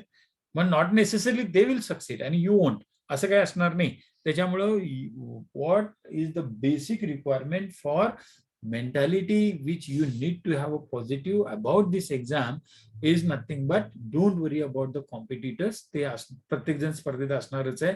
इंटेन्सिटी वाढायला लागली म्हणून माझी निवड होणार नाही असं काय असणार नाही. मग त्याचा दुसरा भाग काय, you have to believe in your self आणि टार्गेट आपलं सांगितलं की मी 70 गुण पाडणारच. Then manage your energy than time. मग आता आपण म्हटलं 60 दिवस, तर 60 दिवसातला अभ्यास जर प्रोडक्टिव्ह आणि युटिलिटरीन व्हायचा असेल, so you need to manage your energy. म्हणजे सकाळी तुम्ही एखाद्या म्हणजे whatever might be the study pattern, तर एकदा तुम्ही सुरुवात ज्या वेळेला करायला आणि दिवसाचा शेवट असाल, तर सुरुवात जेवढ्या उत्साहाने केलेली असते, तर आपला शेवट अभ्यासाचा किंवा तयारीचा जो असेल तर सुद्धा त्याच्यापेक्षा जास्त उत्साहाचा असला पाहिजे. And so that is why you need to manage your energy. आणि don't waste time in following orders. दुसरी काय करतात तिकडे, तो हे पुस्तक वाचतो, हे गाईड वाचतो, हा क्लास त्यांनी लावला मग मी लावणार, किंवा तो करतो म्हणून मी असं करणार. Nothing like that. So it should be your own strategy and the own approach. त्यानंतर reduce engagement with the social media and the groups. आता सध्या बरेच ग्रुप्स वेगवेगळे असतात, मग त्यात परीक्षेच्या तयारीसाठीचे सुद्धा काही ग्रुप्स आहेत. त्याचा बऱ्याच वेळेला फायदा होतो, पण अनेक वेळेला त्याचा न्यूसन्स जास्त असतो. It increases your stress a lot. आणि मग ते स्ट्रेस मॅनेज करायला जर तुम्हाला जमत असेल तर be on the social media for the preparation. पण त्याच्यामुळे जर समजा तुम्हाला त्रास होत असेल and then that is going to eat your energy किंवा it is going to affect your preparation, तर हे 60 दिवस आपण हे असे सोशल मीडियाच्या पासून लांब राहिलेलं कधीही चांगलं. त्याचा खूप चांगला आपल्याला फायदा होतो. ऑफकोर्स सोशल मीडियापासून लांब राहायचं म्हणजे त्या तयारीला उपयुक्त ठरणारे जे काही वेबसाईट्स असतील किंवा त्यातलं जे काही मटेरियल असेल, तर जे कुठलं उपयुक्त आहे आणि अनुपयुक्त आहे याचं जर चांगलं भान असेल तर certain things you should follow. त्यानंतर मागे सांगितल्याप्रमाणे अप्रोचमध्ये 1 mark 1 hour, 10 to 12 hours per day. आता अर्थात हे 60 दिवसामध्ये जर केलं तर दिवसाला समजा तुम्ही 10 तास अभ्यास करताय धरला तर तुम्हाला 600 तास मिळतात. दिवसाला 10 तासच्या ऐवजी 5 तास अभ्यास करताय म्हटलं तर 300 दिवस मिळतात, 300 तास मिळतात. तर मिनिमम 300 आवर्स, मॅक्झिमम 600 आवर्स आहेत. आणि आपण मगाशी बघितलं की 20 म्हणजे दिवस किंवा 100 तास पुरेसे आहेत. मग 600 तास जर झालं तर 600 भागिले 100 केले की तुमची 6 वेळा उजळणी होऊ शकते. 300 तास जर धरलं तर 3 वेळा उजळणी होऊ शकते. आणि त्यामुळं ही उजळणी किंवा रिव्हिजन हे करत असताना you have to emphasize on the skill development to select the answer. आणि त्याचं उत्तर आहे प्रॅक्टिस, रोज एक पेपर. आणि मग असे 60 पेपर तुम्हाला प्रॅक्टिस करतेच पाहिजे. मग अप्रोच मध्ये देर आर सर्टन अझम्पशन्स. आपण ह्या स्पर्धा परीक्षेची तयारी करत असताना काही गोष्टीवरती विश्वास ठेवलाच पाहिजे. मी म्हणेन तर श्रद्धाच असली पाहिजे. मग व्हॉट आर दोज? स्वतःवरचा विश्वास, स्वतःवरची श्रद्धा. मग त्याबद्दलची ही अझम्पशन्स आर व्हेरी इम्पॉर्टंट. मग पहिलं अझम्पशन काय? I am a most suitable candidate to be JMFC. Then I have acquired optimum information about 12 laws. जे अभ्यासक्रमात दिले त्याच्याबद्दलची मला पदवीधर असल्यामुळे माझ्याकडे ती information optimum, whatever is essential and sufficient to pass the exam, तेवढी माझ्याकडे आहे हे गृहीत धरलंच पाहिजे. I need at least 2 revisions before 22 March 2022. म्हणजे आता ही जी पहिली परीक्षा होणार आहे, पहिली पूर्व परीक्षा, दुसरी पूर्व परीक्षा तर आपल्या ऑगस्टमध्ये होणार आहे. तर ह्या पहिल्या पूर्व परीक्षेसाठी 22 म्हणजे 12 मार्चच्या 22 लिहिले तर ते 12 पाहिजे. 12 मार्चच्या अगोदर माझे 2 रिव्हिजन झालेच पाहिजे. Then 1 hour is sufficient to read material essential for getting 1 mark. त्यानंतर minimum duration required for preparation of 100 marks exam may be 100 hours and 5 hours day will mandated 20 days. म्हणजे एक लक्षात ठेवा, 10 कायद्याची ह्या परीक्षेमध्ये पूर्व परीक्षा उत्तीर्ण होण्यासाठी जे काही ऑप्टिमम नॉलेज लागणार आहे ते 20 दिवसात मी रिवाइज करू शकतो किंवा अक्वायर करू शकतो. आणि solving MCQs on laws is precious than only reading the information about the law. तर कायद्यावरचे MCQ सोडवणे हे फार महत्वाचं आहे. एखाद्या वेळेस मी नाही वाचलं तरी चालेल. म्हणून मगाशी जे सांगितलं तुम्हाला 3000 जे MCQs आहेत MPSCने आतापर्यंत त्यांच्या विविध परीक्षेत विचारलेला, ते 3000 MCQ should be the skeleton of your preparation. आणि बिलीव्ह मी, येणारे 100 प्रश्न जे असणार आहेत 2022च्या ह्या 12 मार्चच्या परीक्षेतले, ते त्याच्या अवतीभोवतीनेच असणार आहेत. आणि त्यामुळे त्यांच्याशी संबंधित जर समजा ते सगळे 3000 जर मी व्यवस्थित सोडवले तर मला एक वेगळा अप्रोच येणार exam oriented. Then I have enough knowledge to solve 100 questions in 120 minutes. त्यामुळे हे एक महत्वाचं. आणि प्रॅक्टिस करताना ते 100 प्रश्न 100 मिनिटात सोडवायचंच असं. मग आता हे एकदा गृहीतक मांडले ना अप्रोच मध्ये, मग आपली ऍक्शन पाहिजे. नुसतं मान्य करून चालणार नाही किंवा नुसतं गृहीतकावरतीच भर देऊन चालणार नाही, तर त्यात ऍक्शन क्रिया इज व्हेरी इम्पॉर्टंट. आणि मग ते ऍक्शन जर नाही केली, मग त्यात क्वांटिटी म्हणजे हार्डवर्क आहे. तर मिनिमम मग आपण बघितलं 5 तासात जर 300, 6 तास 10 तास जर ते 600, तर 600 तास 300 दोन्हीपैकी कुठला तरी एक सुवर्ण मध्ये तुम्ही काढू शकता. तर 300 आणि 600 दोघांच्या मध्ये 500 450 येतं. तर एक 400 मिनिमम आणि जमलं तर 600 तास मी अभ्यास करणारच. आणि मग त्याच्यातलं पहिलं रिडिंग माझं 20 डेज म्हणजे 20 दिवसात होऊ शकतं. म्हणून पहिलं रिडिंग माझं 20 दिवसात झालंच पाहिजे. 2-2 दिवसात एक कायदा. एक कायदा वाचायलाच 20 दिवस लावायचे नाहीत. एक कायदा समजायला अवघड आहे म्हणून त्याला 10 दिवस किंवा आणि दुसरा कायदा समजायला कमी अवघड म्हणून त्याला 5 दिवस असं करून चालणार नाही. कारण इथं आपण मगाशी जे बघितलं वेटेज, जरी समजा इथं वेटेजमध्ये आपल्याला चढ उतार दिसत असले तरी तुमच्या लक्षात येईल की कुठलाही एक कायदा घ्या तुम्ही. समजा CRPC घेतला तर किमान प्रश्न 9 आलेत, कमाल 13 आलेत. मग आता माझ्या या 2022च्या परीक्षेमध्ये त्या 10 तरी ठरलेल्या आहेत. डेव्हिएशनमुळे इकडे तिकडे 1-2 मार्क कमी जास्त होणार. किंवा CPC घ्या, त्याच्यात सुद्धा जर किमान विचारलं 2012 मध्ये 7 आलेत आणि 2016 मध्ये 13 आलेले आहेत. मग ते एव्हिडन्स ऍक्ट मध्ये घ्या, किमान विचारलेले प्रश्न 15 मध्ये 7 होते, मॅक्झिमम प्रश्न 11 आलेले आहेत.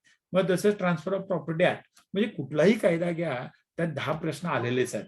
त्याच्यामुळे कुठला कायद्यातलं सेक्शन किंवा हे वगैरे ऑप्शनला टाकणं किंवा न वाचणं हे योग्य ठरणार नाही. आणि त्याच्यामुळे पहिल्या रिडिंग मध्ये सर्वसाधारणपणे सगळे सेक्शन्स किंवा जे काही बेसिक जे कायद्याशी संबंधित असेल ते 20 दिवसात होणार. मग इथे टेंटेटिव्ह तारीख स्टार टाकून दिली आहे 5 ते 24 जानेवारीच्या दरम्यान रोज एक 5 ते 10 तास अभ्यास करून 20 दिवसामध्ये 10 कायद्यांच्या बद्दलची तयारी करणार. मग सेकंड रिडिंग जे असेल that is the first revision, so 15 दिवसात. थर्ड रिडिंग असेल तर ते सेकंड रिव्हिजन 10 दिवसात. म्हणजे 20, 15, 10 म्हणजे 35 आणि 10 45 दिवसामध्ये तुमचं हे 3 रिडिंग आणि 2 रिव्हिजन होऊ शकतात.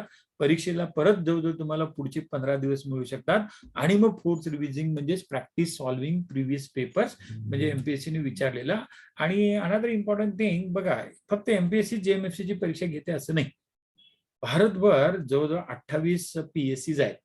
मग Karnataka public service commission, Gujarat public service commission किंवा JKPSC जम्मू काश्मीर पब्लिक, त्यांचे खूप चांगले JMFC चे पेपर आहेत आणि MPSC पेक्षा ते अवघड पेपर आहेत. मग ते पेपर सुद्धा तुम्हाला उपलब्ध होऊ शकतात. आणि अशा सगळ्या पेपरचं संकलन आपल्या स्टडी सर्कल मार्फत करून ते 5000 प्रश्नांची आम्ही क्वेश्चन बँक बनवलेले आहे. And so that also you can use it. So the practice solving previous year question paper of MPSC or others in that 15 days can be also considered as one of the action which is required to score more than 70. मग what is the source? आता ही सगळी तयार करायची source काय? तर आमच्या study सर्कलच्या या कोर्समध्ये काय केलेलं आहे आम्ही की हे PDF with respect to the questions अशा 100 PDF आहेत. आणि मग त्यातले प्रश्न त्या कशा असतात ते पुढे दाखवतो तुम्हाला मी. त्यानंतर आपली जी व्हिडिओ लेक्चर्स आहेत त्याच्याशी संबंधित PPTs असतात. समजा एखादा कायदा IPC घेतला तर IPC संबंधी अशा जवळजवळ काहीतरी 200 PPT आहे, म्हणजे 2 PPT, आणि त्यात प्रत्येक याच्यामध्ये 100 पेक्षा जास्त स्लाइड्स असा तो प्रकार असतो. त्यानंतर प्रिव्हियस इयर पेपर्स आता मला सांगितलं तुम्हाला ते विश्लेषण करून दाखवले, ते 1000 प्रश्न आहेतच. आपण काय केलेलं आहे की आता हे जे 100 टॉपिक केलेले आहेत 10 कायद्यांचे आणि प्रत्येक टॉपिक वरती 50 प्रश्न असे करून ते 5000 प्रश्न ऑलरेडी वी तयार केले आहेत कोर्स मटेरियलमध्ये. त्यानंतर आपण तुमच्या 10 फुल टेस्ट घेणार आहोत. तर त्याच्यामध्ये प्रत्येकी 100 प्रश्न असे ते 1000 आणि आपली मगाशी जी क्वेश्चन बँक इतर आयोग आणि यांच्याकडनं आलेली धरून सांगितलेली 5000. So if you see here, so हे कोर्समध्ये जे उपलब्ध होणार तुम्हाला हे 5000, 5, 10 आणि 2, 12,000 प्रश्न तुम्हाला already that in our study material किंवा कोर्स मटेरियल तुम्हाला मध्ये मिळू शकेल. आणि what I am interested more you guys developing the skill is related to finding the answer of the MCQ is very important than anything else. मग आता त्याच्याबद्दल you can mark your correct responses in the OMR sheet by using one acquired information, knowledge and data, analytical ability by elimination method, avoiding silly mistakes, optimum risk taking. तर ह्या 4 घटकांच्या सहाय्यानं तुम्ही OMR sheet मध्ये उत्तर mark करू शकता, चुका टाळू शकता. आणि ते पुढे जरा डिटेलमध्ये आपण बघूया. आणि मग हे करायचं झालं तर you have to understand the question fully and correctly before confirming the answer. That is what is very important. Develop the basic mental framework of the answers while reading the question. म्हणजे कसं आहे की मगाशी जसं सांगितलं comprehending capability. म्हणजे बऱ्याच वेळेला काय होतं की आपले हे जे परीक्षेतले प्रश्न म्हणजे JMFCच्या परीक्षेतल्या प्रश्नांच्या ह्याच्यामध्ये फार महत्वाचं काय असेल तर कारण न्यायाधीश व्हायचा असेल तर दॅट जज needs to develop critical power of assimilation. So what is that critical power of असिम्युलेशन?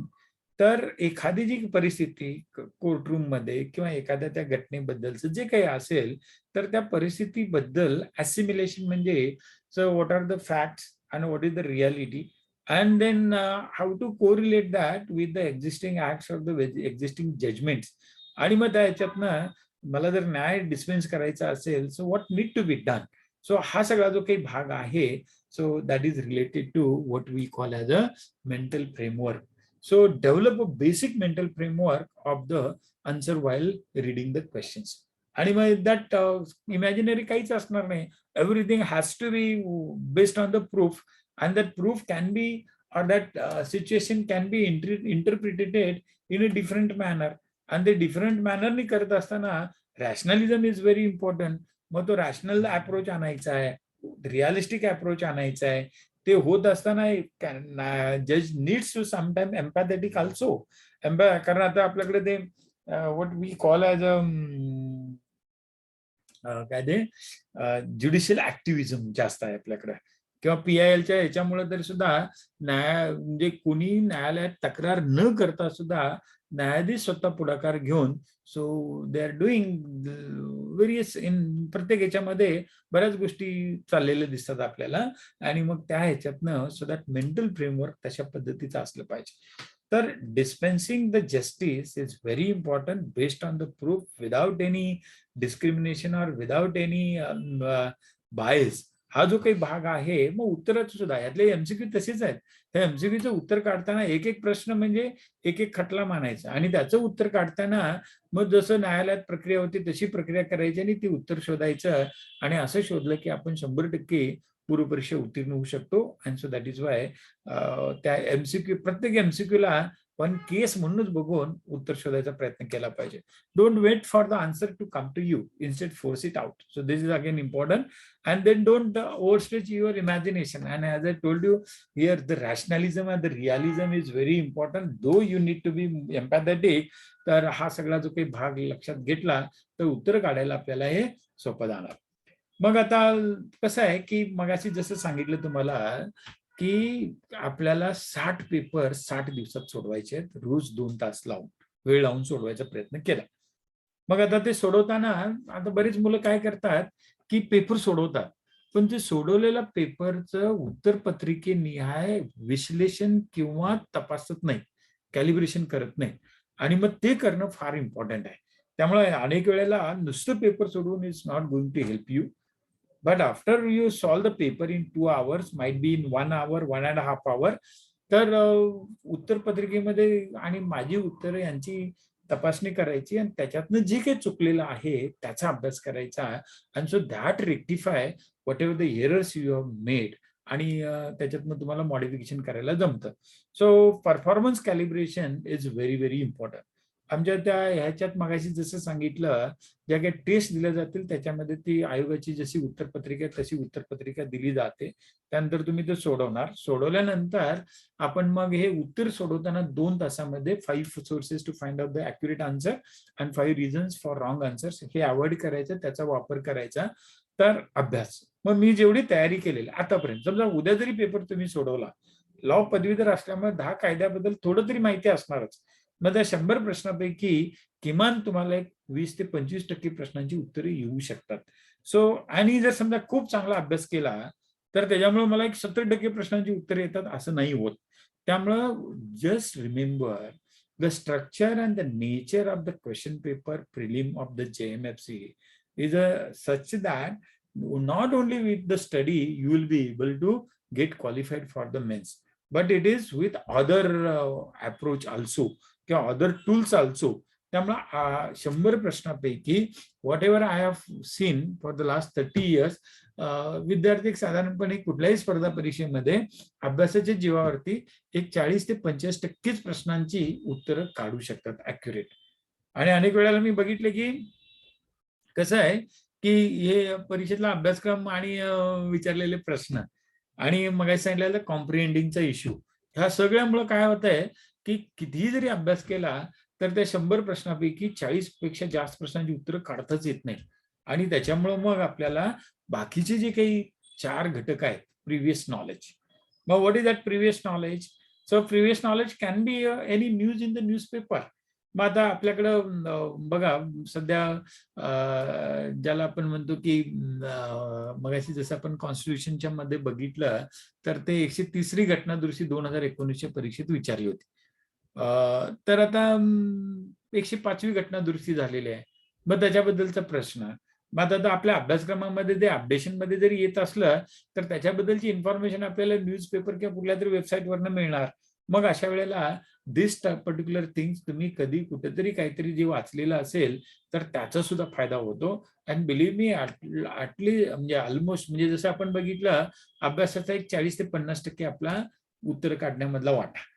त्यानंतर उरलेले हे जे 4 घटक आहे ते किमान 15% किमान 5% आणि कमाल 15% पर्यंत आपल्याला उपयोगी पडू शकतात. त्यामुळे आपण जर बघायला गेला प्रिव्हियस नॉलेजचा उत्तर काढण्यामध्ये 15% वाटा असतोच. एलिमिनेशनचा एक 10% वाटा असतोच. लॉजिक आणि कॅल्क्युलेटरी रिस्कचा वाटा सुद्धा 10% आणि इंट्युशन म्हणजे प्रश्न वाचल्यानंतर पहिल्यांदा आपल्याला जे उत्तर सुचतं अनेक वेळेला 90% वेळेला तेच उत्तर बरोबर असतं. So that intuition is also very important. आणि मग हे एका बाजूला वापरत असताना उत्तर चुकतं का? तर lack of study. My always interpretation is like that. जर समजा एक पेपर मी सोडवला 100 प्रश्नांचा आणि त्यातली माझी एक 50 उत्तरं बरोबर आली आणि 50 चुकली. त्या चुकलेल्या 50 मध्ये जर 40 उत्तरं माझी अभ्यास न केल्यामुळे चुकलेले असेल तर I am in the right direction for the preparation of any competitive examination. हे फार महत्वाचं आहे. तर अभ्यासामुळे उत्तर जर चुकलं तर त्यात तुमची काही चूक नसते कारण तुम्ही अभ्यासच केलेला नसतो. पण जर समजा अभ्यास करून जर तुमची उत्तरं चुकत असतील मग that is because of the silly mistakes. That is because of problem of comprehending.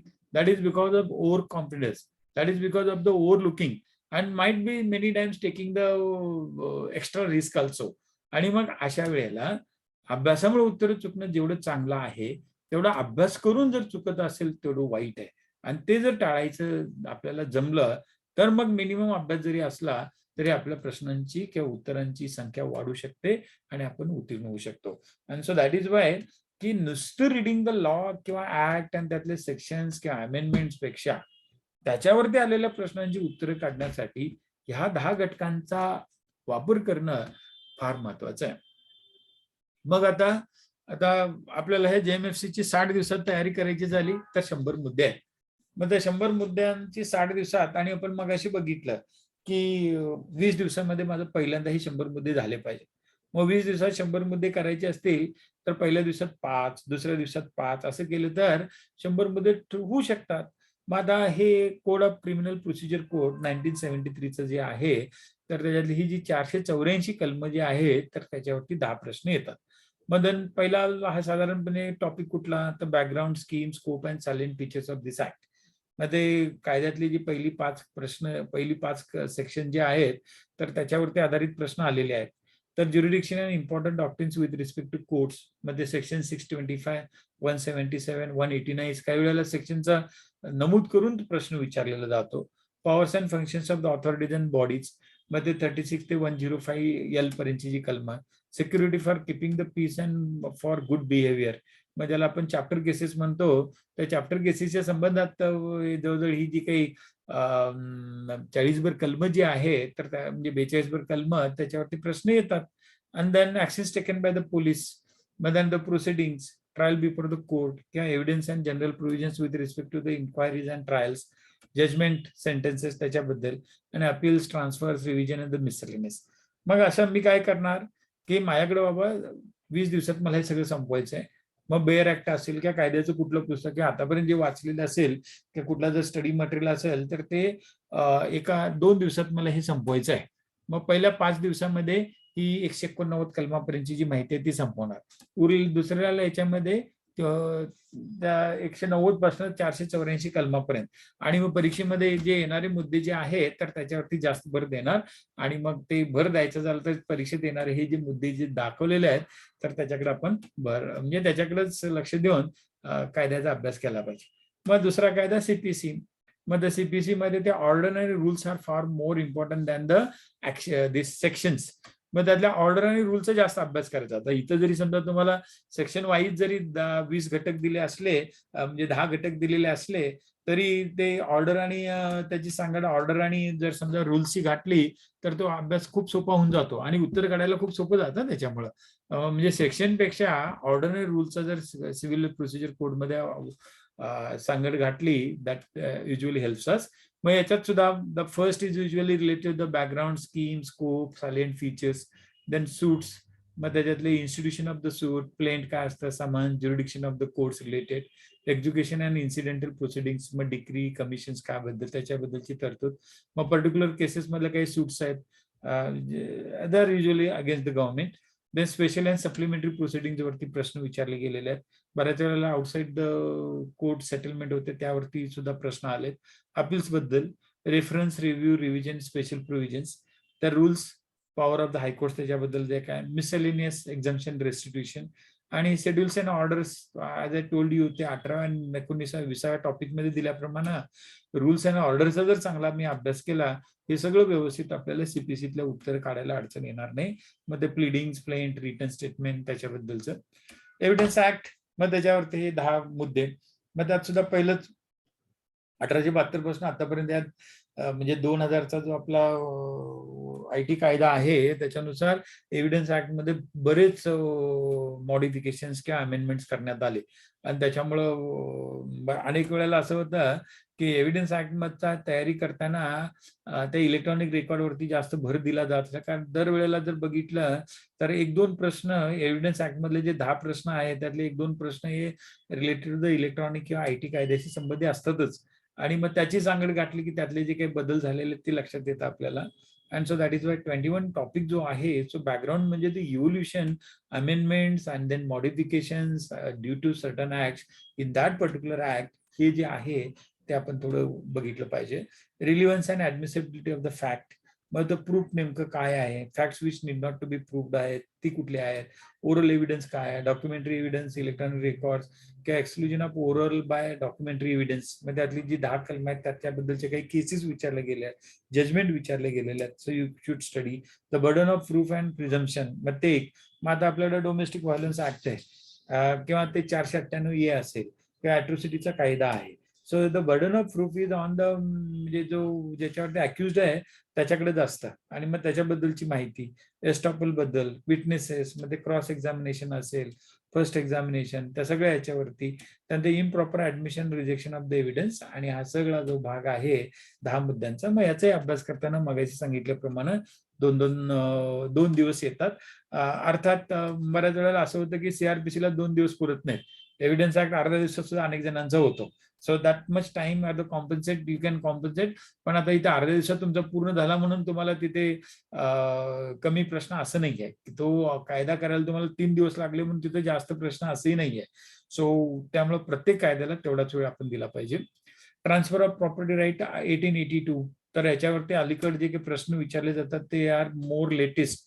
आणि मग अशी जसं सांगितल्याप्रमाणे यातले प्रश्न अनेक कायद्याशी म्हणजे आता कॉन्ट्रॅक्ट ऍक्टची सांगड घातलेले आहेत, त्यात स्पेशल रिलीफ ऍक्टसाठी सांगड घातलेले आहे, लिमिटेशन ऍक्ट सुद्धा याची सांगड घातली जाते, CRPC सुद्धा येतं, IPC मध्ये सुद्धा प्रॉपर्टी संबंधितले ऑफेन्सेस आहेत तर त्याच्यावरचे. सो त्या सगळ्याची म्हणजे कम्पॅरेटिव्ह अप्रोचने इथं ट्रान्सफर ऑफ प्रॉपर्टी ऍक्टचा अभ्यास करायचा, त्याचा आपल्याला फायदा होतो. म्हणजे अगदी महाराष्ट्र रेंट कंट्रोल ऍक्ट किंवा महारेरा जे आहे तर त्याची सुद्धा ह्या ट्रान्सफर ऑफ प्रॉपर्टी ऍक्टची सांगड घातली जाते. मग हे background scheme, scope and salient features. त्यानंतर transfer of property by act of parties जे असेल ते, सेल ऑफ इम्युएबल प्रॉपर्टी किंवा मॉर्गेजेस ऑफ इम्युएबल प्रॉपर्टी. आता याच्यासाठी 2 भाग केलेले आहेत, 34 आणि 35 मॉर्गेजचं. कारण याच्यावरच्या प्रश्नांची संख्या ही प्रॉपर्टी ऍक्ट मधल्या जे काही 10 प्रश्न असतील तर जवळजवळ 5 प्रश्न ह्या एकाच 34 आणि 35 वरतीच येतात. त्यानंतर लीज ऑफ मूवेबल किंवा एक्सचेंज, गिफ्ट किंवा ऍक्शनेबल क्लेम असतील किंवा त्यातले जे शेड्यूल्स आहेत तर या सगळ्यावरती आधारित असे 10 मुद्दे आणि मग त्या असे हे 40 पॉइंट्स झाले.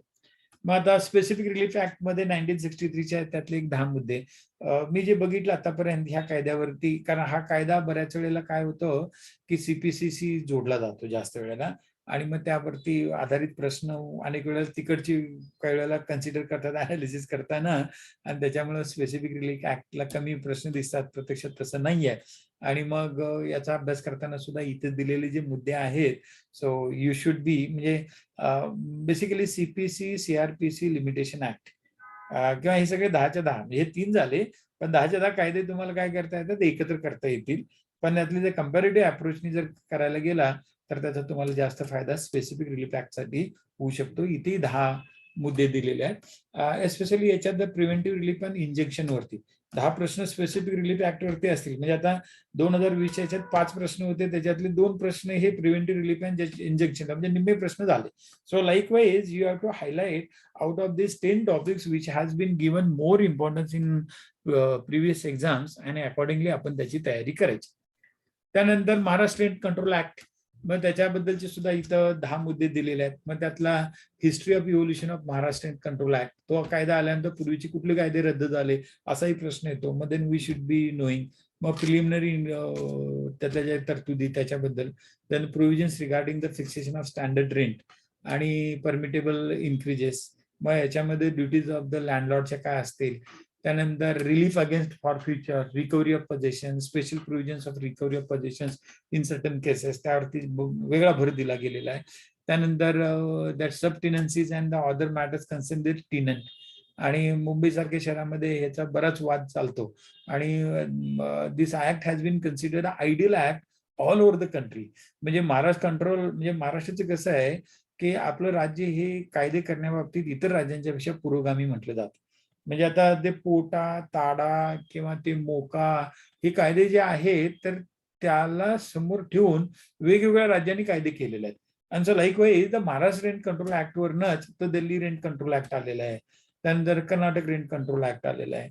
And so that is why the history and evolution of the Maharashtra Rent Control Act is considered one of the very, very what you can call the enriching the process of the what you can call as a judiciary.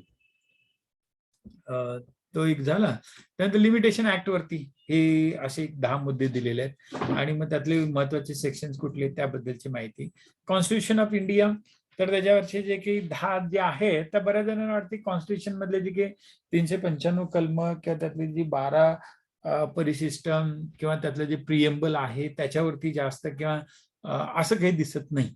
तर ते 1000 प्रश्न जे जेएमएफसीच्या परीक्षेत आलेले त्यातले कॉन्स्टिट्यूशनचे जे प्रश्न आपण बाजूला काढलं त्यांची संख्या काय ते जवळ 120 पर्यंत जाते. मग त्या 120 प्रश्नावरती आधारित असे जे 10 टॉपिक, मग त्यातले प्रिन्सिपल ऑफ नॅचरल जस्टिस वरती 4-5 प्रश्न आतापर्यंत आलेले आहेत. त्यानंतर rule of law, fundamental rights and the human rights, त्यानंतर लेजिस्लेचर ह्याच्यावरती सगळ्यात कमी प्रश्न आलेले आहेत. मग ते लोकसभा किंवा राज्यसभा किंवा विधान परिषद, विधानसभा त्याच्यावरती आधारित काही प्रश्न. आणि दॅट टू अगेन अलीकडच्या काळात कसं झालेलं आहे, speaker disqualification of MLAs, MPs, म्हणजे आता राज्यसभेमध्ये सुद्धा अनेक खासदारांचं निलंबन आपल्या सभापतींनी किंवा अध्यक्षांनी केलं, उपराष्ट्रपतींनी केलं. मग त्याच्याबद्दलची जी माहिती आहे तर ते प्रश्न इकडे जास्त विचारले जातात. आणि बऱ्याच वेळेला स्पीकर डिस्क्वालिफाय करतो MLA ना, MLCs ना सुद्धा. आणि मग अशा वेळेला तो न्यायालयात जातो. मग त्यावेळेला generally judiciary tries to avoid, supreme court बऱ्याच वेळा ते अवॉइड करतात, पण काही वेळेला त्याच्या बाबतीत ते गाईडलाईन्स देतात. And then how speaker should carry out the business of the house त्याच्याबद्दलचे काही प्रश्न येऊ शकतात. Executive branch it's related to the what you can call the ministry, president, governor, मग त्यांच्यावरती प्रश्न आलेत. आणि एक्झिक्युटिव्ह ब्रांच मध्ये ऍडव्होकेट जनरल येतो, अटर्नी जनरल येतो, त्यांच्याबद्दलची माहिती असली पाहिजे. त्यानंतर सुप्रीम कोर्ट, हायकोर्ट त्यांच्यावरती घटनेतल्या तरतुदीबद्दलच्या आल्या. ट्रिब्युनल्स अँड द कमिशन्स, मग आता ते 101 घटना दुरुस्तीने GST कौन्सिल आणलेलं आहे. And so that is again the constitutional commission. मग आपल्याला national human rights commission is not a constitutional, it is a statutory. मग इलेक्शन कमिशन असेल, फायनान्स कमिशन असेल, तर त्या सगळ्याबद्दल. मग ऍडमिनिस्ट्रेटिव्ह ट्रिब्युनल्स आणि अलीकडे त्या ट्रिब्युनलच्या बद्दल बराच पेपरमध्ये उलटसुलट बातम्या आणि त्याच्याबद्दल सरकारने केलेले बदल ह्यावरती प्रश्न मग त्यावरती येऊ शकतं. Evolution and amendments of the constitution, मगाशी आपण 103 बघितलं, त्यातनं 105 किंवा अगदी ते केशवानंद भारती खटला आणि त्याच्यातनं ते 24 आणि 26 त्याच्या अगोदरची 25 या ज्या काही घटना दुरुस्ती त्यांच्याबद्दलचा संबंध विचारला गेलेला आहे. आणि काही miscellaneous information. So what is that miscellaneous information? तर वेगवेगळ्या प्रकारची जजमेंट्स देत असताना कुठल्या प्रिन्सिपलचा वापर भारतीय राज्यघटनेतल्या कोणत्या प्रिन्सिपलना समोर ठेवून जजमेंट द्यायला पाहिजे. आणि then I use the word empathy. तर एम्पॅथी म्हणजे काय, तर भारतीय राज्यघटनेनं आपल्या घटनेमध्ये आपल्या त्या 4थ्या भागामध्ये डायरेक्टिव्ह प्रिन्सिपल्स दिलेले आणि 4 भागामध्ये they are given the fundamental duties. मग डायरेक्टिव्ह प्रिन्सिपलची संख्या 36व्या कलमापासून 51 पर्यंत आहे आणि फंडामेंटल ड्युटीज 11 आहेत. मग ती सगळ्याबद्दलची जी माहिती आहे, so that is has to be kept in the mind while dispensing the judgment. आणि मग त्याच्यात राईट टू प्रायव्हसी आलाय आपल्याकडे, किंवा 19वा कलम जे आहे त्याच्याबद्दलचा, किंवा आता आपल्याकडे तर सिटिझन ऍक्टच्या संदर्भात गेल्या साधारण वर्षभर देशभर बऱ्याच घटना झालेल्या आहेत आणि त्याच्याबद्दल न्यायालयाने घेतलेली भूमिका is a consider one of the important thing.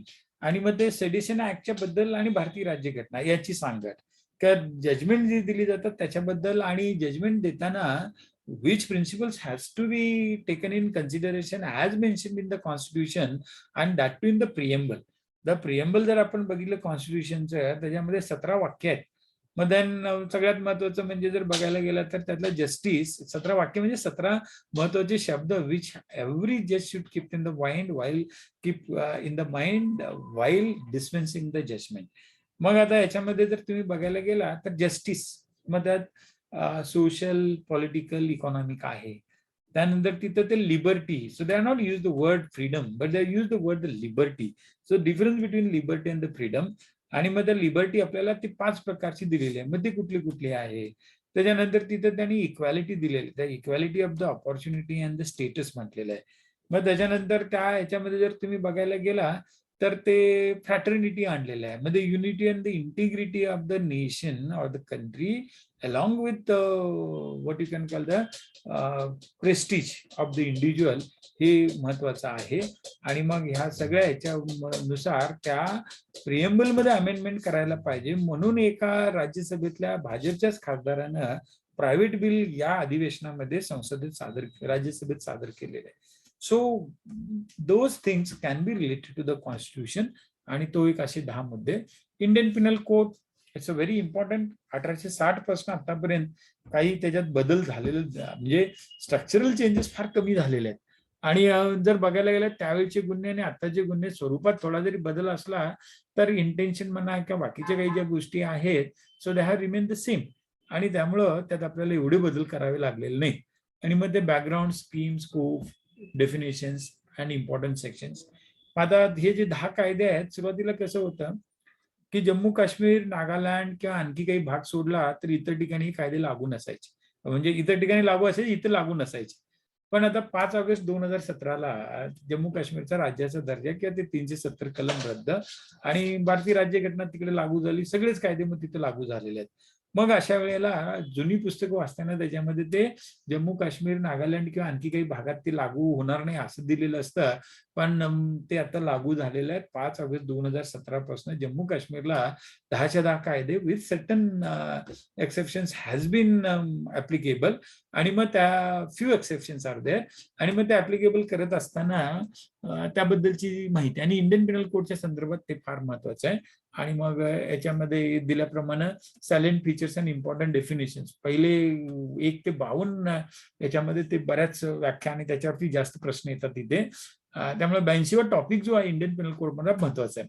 त्यानंतर punishment and general exceptions, abetment and criminal conspiracy, त्यानंतर ऑफेन्सेस अगेन्स्ट द स्टेट, त्यानंतर public tranquillity, then human body, property, documents, त्या सगळ्याच्या बद्दलचे क्राईम्स किंवा ऑफेन्सेस. आणि relative the marriage and criminal intimidation त्याच्यावरती सुद्धा प्रश्न आलेले आहेत. आणि शेवटचा जो 10वा टॉपिक आहे त्याच्यात 3 महत्वाचे कायदे, लॉ ऑफ कॉन्ट्रॅक्ट वरती आणि सेल्स ऑफ गुड ऍक्ट आणि इंडियन पार्टनरशिप ऍक्ट, प्रत्येकावरती 3-4 काही वेळेला आता हे जे दिलेलं वर्गीकरण 2020च्या ह्याच्यातनं तिथं ते पहिल्या काय कॉन्ट्रॅक्ट वरती 4 प्रश्न, बाकीच्या याच्यावरती 2-2 3-3 होते, उलट सुद्धा झालेलं आहे. So this is related to what we can call as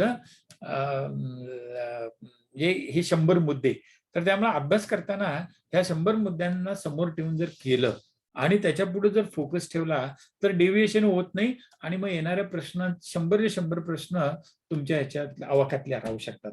आता अर्थात इथं पुढच्या ज्या स्लाइड्स आहेत त्या 2020 मध्ये नमुना दाखल घेतलेल्या आहेत. सीआरपीसी आणि सीपीसी मध्ये जे प्रश्न आले होते त्यांची कुठली तर सीआरपीसी सेक्शन 2D वरती ते मग सांगितलं ना, व्याख्या कंप्लेंट म्हणजे काय त्याच्याबद्दलचा प्रश्न होता. डिस्ट्रिक्ट जज कुणाला म्हणायचं त्याच्याबद्दलचा प्रश्न होता. मग आता इथे तुम्हाला मगाशी सांगितलं मी की डिस्ट्रिक्ट जज बद्दलचा 2020 मधला जो प्रश्न आहे तो हा कर्नाटक केपीएससी ने घेतलेली जी परीक्षा आहे त्याच्यात विचारला गेला होता. तर केपीएससीच्या परीक्षेतला तो 2016ची केपीएससीची परीक्षा आणि 2020ची आपली जेएमएफसीची परीक्षा, या दोघांच्या मध्ये डिस्ट्रिक्ट जज वरती विचारलेला प्रश्न जसा तसा होता. आणि त्यामुळे according to article 236A of the Indian constitution the expression district जज इन्क्लुड्स असा तो प्रश्न होता. आणि आपल्याकडे विचारताना डिस्ट्रिक्ट जज मध्ये कशाचा समावेश होता असा तो प्रश्न होता. आणि मग हे भाग त्यानंतर 97 सेक्शनवरचा एक प्रश्न होता. त्याच्यानंतर इथे जर तुम्ही बघितला तर ते काय म्हणतात त्याला ते सेक्शन 239 वरचा प्रश्न होता. त्यानंतर हे वॉरंट केस, समन्स केस, समरी ट्रायल, मग त्यातला ह्या काय म्हणतात त्याला ते वॉरंट केस आणि समन्स केस वरती मिळून दोघांच्या वरती मिळून जवळजवळ 3 प्रश्न होते 100 पैकी. आणि मग त्यामुळे तो एक महत्वाचा मुद्दा. मग या दोघांच्यातला फरक आणि काय करायला पाहिजे त्याच्याबद्दलची माहिती दिलेली आहे. त्यानंतर 190 सेक्शन वरचा cognizance of offence by the magistrate त्याच्यावरचा प्रश्न होता. त्यानंतर इथे जे सेक्शन 461 जो आहे सीआरपीसीतला, irregular vitiate not vitiate the proceedings, आणि या दोन्हीच्या वरती बद्दलचा प्रश्न आहे. त्यानंतर सेक्शन 306 वरचा जो टेंडर पार्डन जो आहे त्याच्याबद्दलचा. त्यानंतर कंपाऊंडिंग ऑफेन्सेस जे आहेत, कंपाऊंडेबल ऑफेन्सेस जे आहेत सेक्शन 320 मध्ये, मग त्याच्यावरचा. त्यानंतर सीआरपीसी 358 वरचा प्रश्न होता. तर हे असे एक कायदा घेतला आणि त्या कायद्यावरती 2020च्या परीक्षेत आलेले हे असे प्रश्न दाखवले. मग बाकीच्या याच्यामध्ये सुद्धा आता हे जास्त चर्चा न करता 2020चं थोडं विश्लेषण केलंय. ती एक पीडीएफ फाईल आपण ती बघूया आणि मग आपण थांबूया. तुम्हाला काही प्रश्न असेल तर तुम्ही विचारू शकता.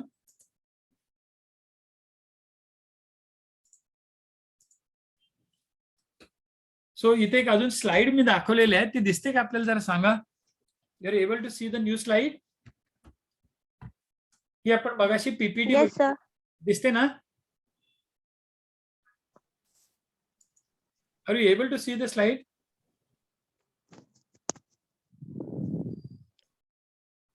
येस सर, दिसतंय. ओके. मग आता मगाशी जी चर्चा आपण केली तर ते 100 मुद्द्यांमध्ये आपल्याला त्या परीक्षेची तयारी करायची आहे. So what are those 100 points सुद्धा आपण बघितले. मग आता त्या 100 पॉइंट्सच्या ह्याच्यात आपण हे जेएमएफसी प्रिलिम पेपर अनालिसिस 2020, तर त्या 2020च्या जेएमएफसीच्या पेपरमध्ये ह्या 100 मुद्द्यांची काय स्थिती आहे तर त्याबद्दल. मग आता ही परत आपण जी काही मगाशी जी माहिती बघितली ती इथे ह्या पीडीएफ मध्ये तीच दिलेली आहे. आपण पीपीटी फॉर्मॅटमध्ये ती बघितली होती तीच आहे इथं. आणि हे परत तुम्हाला ते दाखवलेलं मगाचं जे विश्लेषण आहे त्याच्याबद्दल.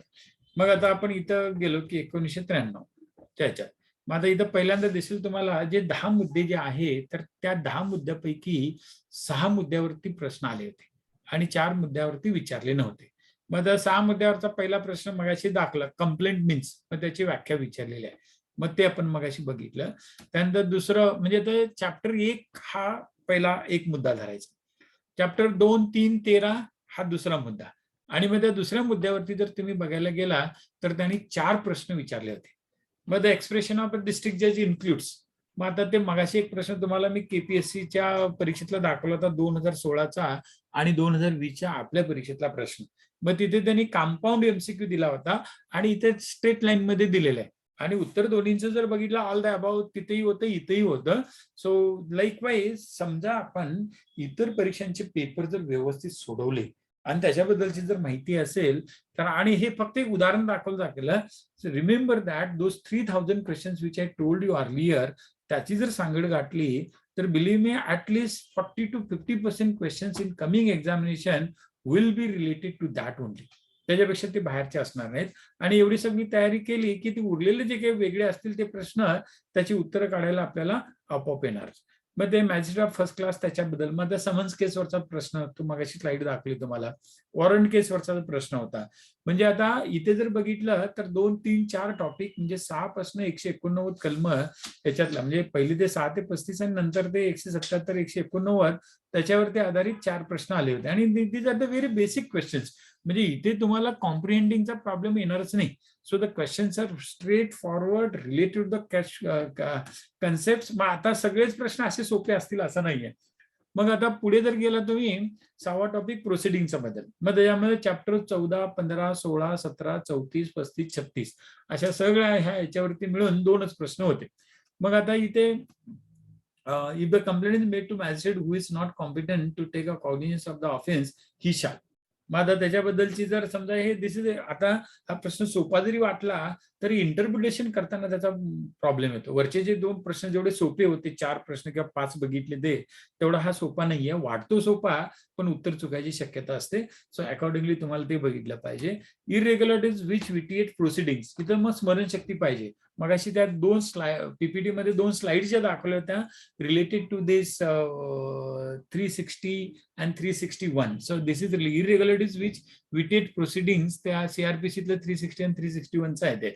आणि मग ते यात दिलेल्या मध्ये नाना द्यावं, स्मरणशक्ती चांगली असेल तर म्हणजे इथले हे जे आपण बघितलेले आता हे जे प्रश्न 2 जे आहेत ते थोडे स्मरणशक्ती आणि कॉम्प्रिहेंड कौशल्य तपासणारे आहेत. सॉरी.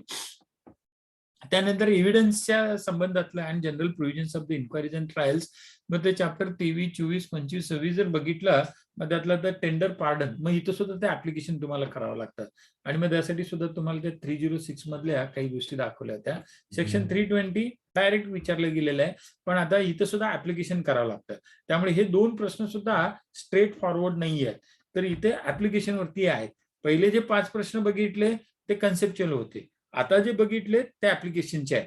आणि त्याच्यामुळे कन्सेप्च्युअलिटी, ऍप्लिकेशन आणि काही अपडेशनचे येतात, ते कसे असतात ते बघूया आपण पुढं. त्यानंतर हा जर प्रश्न बघितला तर शेवटचा प्रश्न सीआरपीसी मधला, जर सीआरपीसी वरती the magistrate me award compensate, तर हा सुद्धा खूप साधा आणि सोपा प्रश्न. तर जे काही 11 प्रश्न तुम्ही जर बघायला गेला, या 10 प्रश्न ह्या कोड ऑफ क्रिमिनल वरती विचारले गेले होते, म्हणजे सीआरपीसी वरती. तर त्याच्यातले जवळजवळ 5 प्रश्न अतिशय सोपे होते, सगळ्यांना उत्तर येणार त्याच्यात. पण उरलेले 5 प्रश्न जे होते, so those who had a capability to use the information to apply that information जी आहे ती, जे प्रश्न विचारले तिथे अप्लाय करून उत्तर काढण्यासाठी ज्याला ते कौशल्य विकसित झाले त्यांनाच ते जमणारे होते. तर हा एक भाग झाला. आता हे याच्यावरती प्रश्न आले नव्हते. मग 3 नंबरच्या टॉपिक वरती नाही, 4 नाही, 5 नाही, 7 नाही, 10. आता मग याचा अभ्यास करायचा नाही का? नाही, याचा अभ्यास करायलाच पाहिजे. आणि तो करण्यास का करायला पाहिजे, तर मगाशी सांगितल्याप्रमाणे आतापर्यंत हे 1000 प्रश्न 10 परीक्षेमध्ये एमपीएससीने जेएमएफसीच्या प्रिलिम मध्ये जे विचारले गेलेत, तर हे 2020च्या परीक्षेतले 10 झाले. पण आता उरलेल्या परीक्षेमध्ये जवळजवळ एक 90 प्रश्न, म्हणजे आता 2-2, 3-3 वाढत आमच्याकडे ते 112 प्रश्न सीआरपीसी वरती जेएमएफसीतले आहेत. मग त्या 112 मध्ये जर तुम्ही वितरण केलं तर ह्या टॉपिक वरती सुद्धा प्रश्न विचारले गेलेले आहेत. त्यामुळे हे जे 100 पॉईंट काढलेले आहेत ते पॉईंट फार महत्वाचे आहेत आणि ह्या प्रत्येक पॉईंट वरती विचारले गेलेले प्रश्न आहेत. आणि ह्यातनं मग ते कुठला पॉईंट मध्ये कुठला चॅप्टर किंवा कुठलं सेक्शन हे क्लासिफिकेशन प्रकार केलेला आहे, आणि तो जर लक्षात ठेवून त्याचा आधार घेऊन जर तयारी केली सोपवून जाणार. मग सीपीएससी ला परत 12 प्रश्न होते. मग इथे सुद्धा बघा तुम्ही हे जे इटॅलिक आणि नॉर्मल ठेवले ना, तर सूट्स इन पर्टिक्युलर केसेस प्रश्न होता. Reference, rules, miscellaneous. तर 4 टॉपिकवरती नाही, 6 टॉपिकवरती 12 प्रश्न आलेत. मग पहिल्या याच्यावरती होताच. मग त्यानंतर मगाशी तुम्हाला जे सांगितलं ना मी, ऑर्डर्स आणि रूल्स महत्वाचे.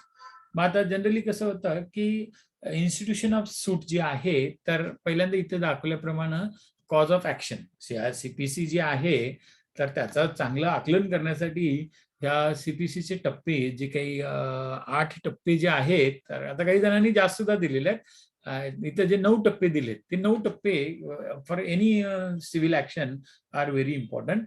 मग त्यात कॉज ऑफ ऍक्शन, मग त्याच्याबद्दलची ही 1 ते 8 कलम आहेत. दुसरं जे आहे, a suit is institution of the suit by order 4 आणि drafting by order 167 and presenting a plaint by order 4 and a prayer is made by order 2. आणि मग सेक्शन 26, मग त्याचा ऑर्डर 4 आणि म्हणजे सेक्शन 26 मधली तरतूद समजून घेण्यासाठी ऑर्डर 4 महत्वाची आपल्याला आहे. मग त्यानंतर issue of summons to the defendant, order 5 आली. त्याच्यानंतर return statement is prepared by the defendant applying the rules of order 6 आणि 8 आलं. मग ऍडिशनल रिटर्न स्टेटमेंट आहे त्याच्यात. मग ते कॉन्सिक्वेन्स असणार, मग ते ऑर्डर 9.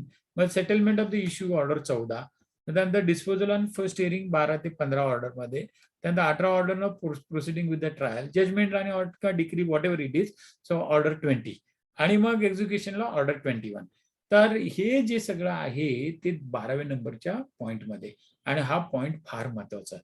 आणि त्याच्यावरती दरवर्षी 4-5 म्हणजे निम्मे प्रश्न याच्यावरतीच येतात. त्यामुळे सीपीसी मध्ये पहिला झाल्यानंतर म्हणजे दुसरा म्हणा, जो सूट्स जो आहे तो फार महत्वाचा 12वा टॉपिक. आणि मग त्याच्यामध्ये पार्ट 1, तर पार्ट 1 इज व्हेरी इम्पॉर्टंट आणि त्याच्यावरतीच प्रश्न जास्त विचारले गेलेले आहेत आणि मग त्याबद्दलची माहिती इथे दिलेली आहे. त्यानंतर पार्ट 2-3 वरती मग ते education, incidental proceedings, degree, commissions, मग त्याच्यावरती सुद्धा 2 प्रश्न होते. त्यानंतर स्पेशल अँड सप्लिमेंटल प्रोसिडिंग्स, त्याच्यावरचा 1 प्रश्न होता. अपीलवरती 2 प्रश्न होते. अमेंडमेंट याच्यात जास्त झालेले आहेत, मग त्याच्यावरती 2 प्रश्न. असं हे सीपीसी वरती विचारले गेलेले 12, सीआरपीसी वरती 10 आणि इकडे 12 असे 22 प्रश्न. आणि त्यातनं तुमच्या लक्षात येईल की सीपीसी मधले जे प्रश्न आहेत ते एकाच टॉपिक वरती जास्त, आणि मग त्यामुळे अभ्यास करताना आता अर्थात इतरकडे दुर्लक्ष करून चालणार नाही, तिकडे थोडं थोडं लक्ष तर द्यावंच लागणार आहे.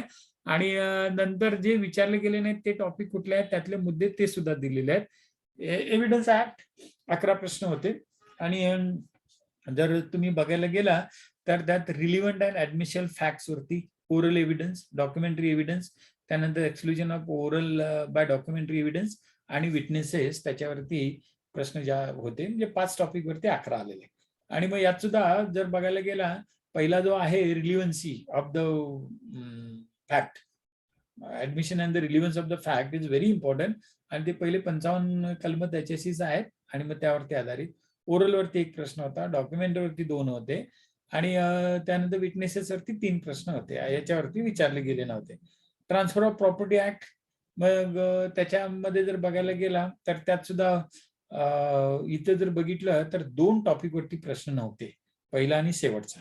पण बाकीचं 32-33 प्रश्न प्रत्येकावरती इथे तुमच्या लक्षात 1-1 प्रश्न तरी विचारलायच. म्हणजे ट्रान्सफरवरती 1 प्रश्न होता, ट्रान्सफर ऑफ ऍक्शन क्लेमवरती 1 प्रश्न, गिफ्ट वरती 1 प्रश्न, एक्सचेंज वरती 1 प्रश्न, लीज वरती 1 प्रश्न होता. मॉर्गेजेस मगाशी सांगितल्याप्रमाणे निम्मे प्रश्न त्याच्यावरतीच, 3 आणि 1 4 प्रश्न त्याच्यावरती होते. इमूव्हेबल प्रॉपर्टीच्या सेलवरती 1 प्रश्न आणि ट्रान्सफरवरती 2, असं ते एकंदरीत ट्रान्सफर ऑफ प्रॉपर्टी ऍक्ट वरती प्रश्नांचं वितरण होतं. आणि त्यामुळे इथं वेटेज म्हणण्यापेक्षा अभ्यासक्रमातल्या प्रत्येक मुद्द्यावरती प्रश्न गेल्यावर विचारला होता, 2च मुद्द्यावरती आले नव्हते. त्यानंतर स्पेसिफिक रिलीफ ऍक्ट 5 प्रश्न होते. आणि मग हे प्रिलिमिनरी आणि स्पेसिफिक रिलीफ वरती 1 प्रश्न होता. त्यानंतर specific performance of the contract वरती 1 प्रश्न. त्यानंतर रिसेशन वरती 1, आणि मग सांगितलं ना इंजेक्शन आणि प्रिव्हेंटिव्ह रिलीफ त्याच्यावरती 2. मग आता इथे तुमच्या लक्षात येईल की आपल्याला काय वाचायला पाहिजे, काय नको, याच्या गाईडलाईन्स याच्यातनं मिळतात. Maharashtra state control act 3 topic वरती प्रश्न होते, बाकीच्यावरती विचारलेले आहेत. आणि इथे ही सांगड घालून दिलेले आहेत. So just see today is our orientation discussion. मग ते ओरिएंटेशन या परीक्षेचं यायचं झालं तर हा परीक्षेचा आढावा पहिला, म्हणजे अभ्यासाला सुरुवात करताना एकच मुद्दा घेतला आणि जास्त अभ्यास करण्यापेक्षा सतत आपल्याला भान ठेवलं पाहिजे की हे सगळं ते एक मुद्दा फक्त 1 मार्कासाठी आहे आणि 100 मार्कासाठी जर तयारी करायची झाली तर ह्या सगळ्यांचा मला विचार केला पाहिजे आणि सगळ्यांच्यासाठी योग्य वेळ दिला पाहिजे आणि मग त्या ह्याच्यातनं ही अशी माहिती तुम्हाला उपयुक्त पडू शकेल. लिमिटेशन ऍक्ट वरती 4 मुद्द्यावरती प्रश्न होते. मग यात सुद्धा जर बघितलं हे 63 आणि 64 जो पॉइंट आहे म्हणजे limitation of suits, appeals and applicants आणि कॉम्पिटिशन पिरियड. तर ह्या दोन्हीवरतीच म्हणजे हे 2 मुद्दे जे आहेत त्याच्यावर दरवेळेला 5-5 प्रश्न आलेले आहेत. त्यामुळे याच्यावरती जास्त भर द्यायचा आणि बाकीचे मग मुद्दे जे आहेत त्यांच्यावरती एक भर प्रश्न येतो. त्यामुळं तुमच्या लक्षात येईल की 63-64 पॉइंट वरती 6 प्रश्न आणि उरलेल्या 8 वरती एका दुसरा प्रश्न असं येतं आणि त्याच्यामुळं you can just get the idea which topics are very important out of these 100 to get good score. मग तो तुम्हाला आणि यात स्पेसिफिक म्हणजे लिमिटेशन ऍक्ट मध्ये सुद्धा फॅक्च्युअल इन्फॉर्मेशन जास्त आहे आणि त्याच्यामुळे तिथं एवढं काही आपल्याला अवघड जात नाही ते. त्यानंतर constitution of India, principle of natural justice, त्यानंतर rule of law, fundamental rights, human rights, त्यानंतर एक्झिक्युटिव्ह ब्रँच, त्याच्यानंतर सुप्रीम कोर्ट, त्यानंतर हायकोर्ट, त्यानंतर ट्रिब्युनल्स अँड द कमिशन्स आणि ह्या तिघांच्यावरती नव्हते प्रश्न. मग ती तयारी करायची. इंडियन पिनल कोड, मग त्याच्यामध्ये एक साधारणपणे जर तुम्ही बोलला 6 मुद्द्यावरती प्रश्न होते. हा एक जो भाग असा आहे इथं जवळजवळ सगळ्या मुद्द्यावरती भर दिला जातो आणि मग असं सांगितल्याप्रमाणे हा पहिला टॉपिक आहे त्याच्यावरती जास्त भर असतो. 2020च्या परीक्षेमध्ये मात्र त्याच्यावरती एकच प्रश्न होता आणि बाकीच्या याच्यावरती वितरण दिसतं चांगलं. त्यामुळे या सगळ्यांचे आपल्याला आणि बेसिकली प्रॉपर्टी आणि बॉडी ऑफेन्स वरती जास्त प्रश्न येतात आणि पब्लिक ट्रँक्युलिटी सुद्धा दुर्लक्षित केलं जात नाही. पनिशमेंट सुद्धा आहेच. त्याच्यामुळे आयपीसी मध्ये जवळजवळ जर तुम्ही बघायला गेला प्रत्येक पॉइंट महत्वाचा त्या सगळ्यांच्यावरती एक दोन प्रश्न येतातच. So you have to study that. आणि मग अशी शेवटचा जो भाग सांगितला होता लॉ ऑफ कॉन्ट्रॅक्ट त्याच्याबद्दलची अशी माहिती आहे. So this was my approach for the preparation of this examination. आता आपल्यापैकी कुणाला जर काही प्रश्न असतील तर विचारा. So I'll be very happy to answer your queries. Otherwise we'll stop over here. काही प्रश्न विचारायचे आहेत? Any query related to the preparation?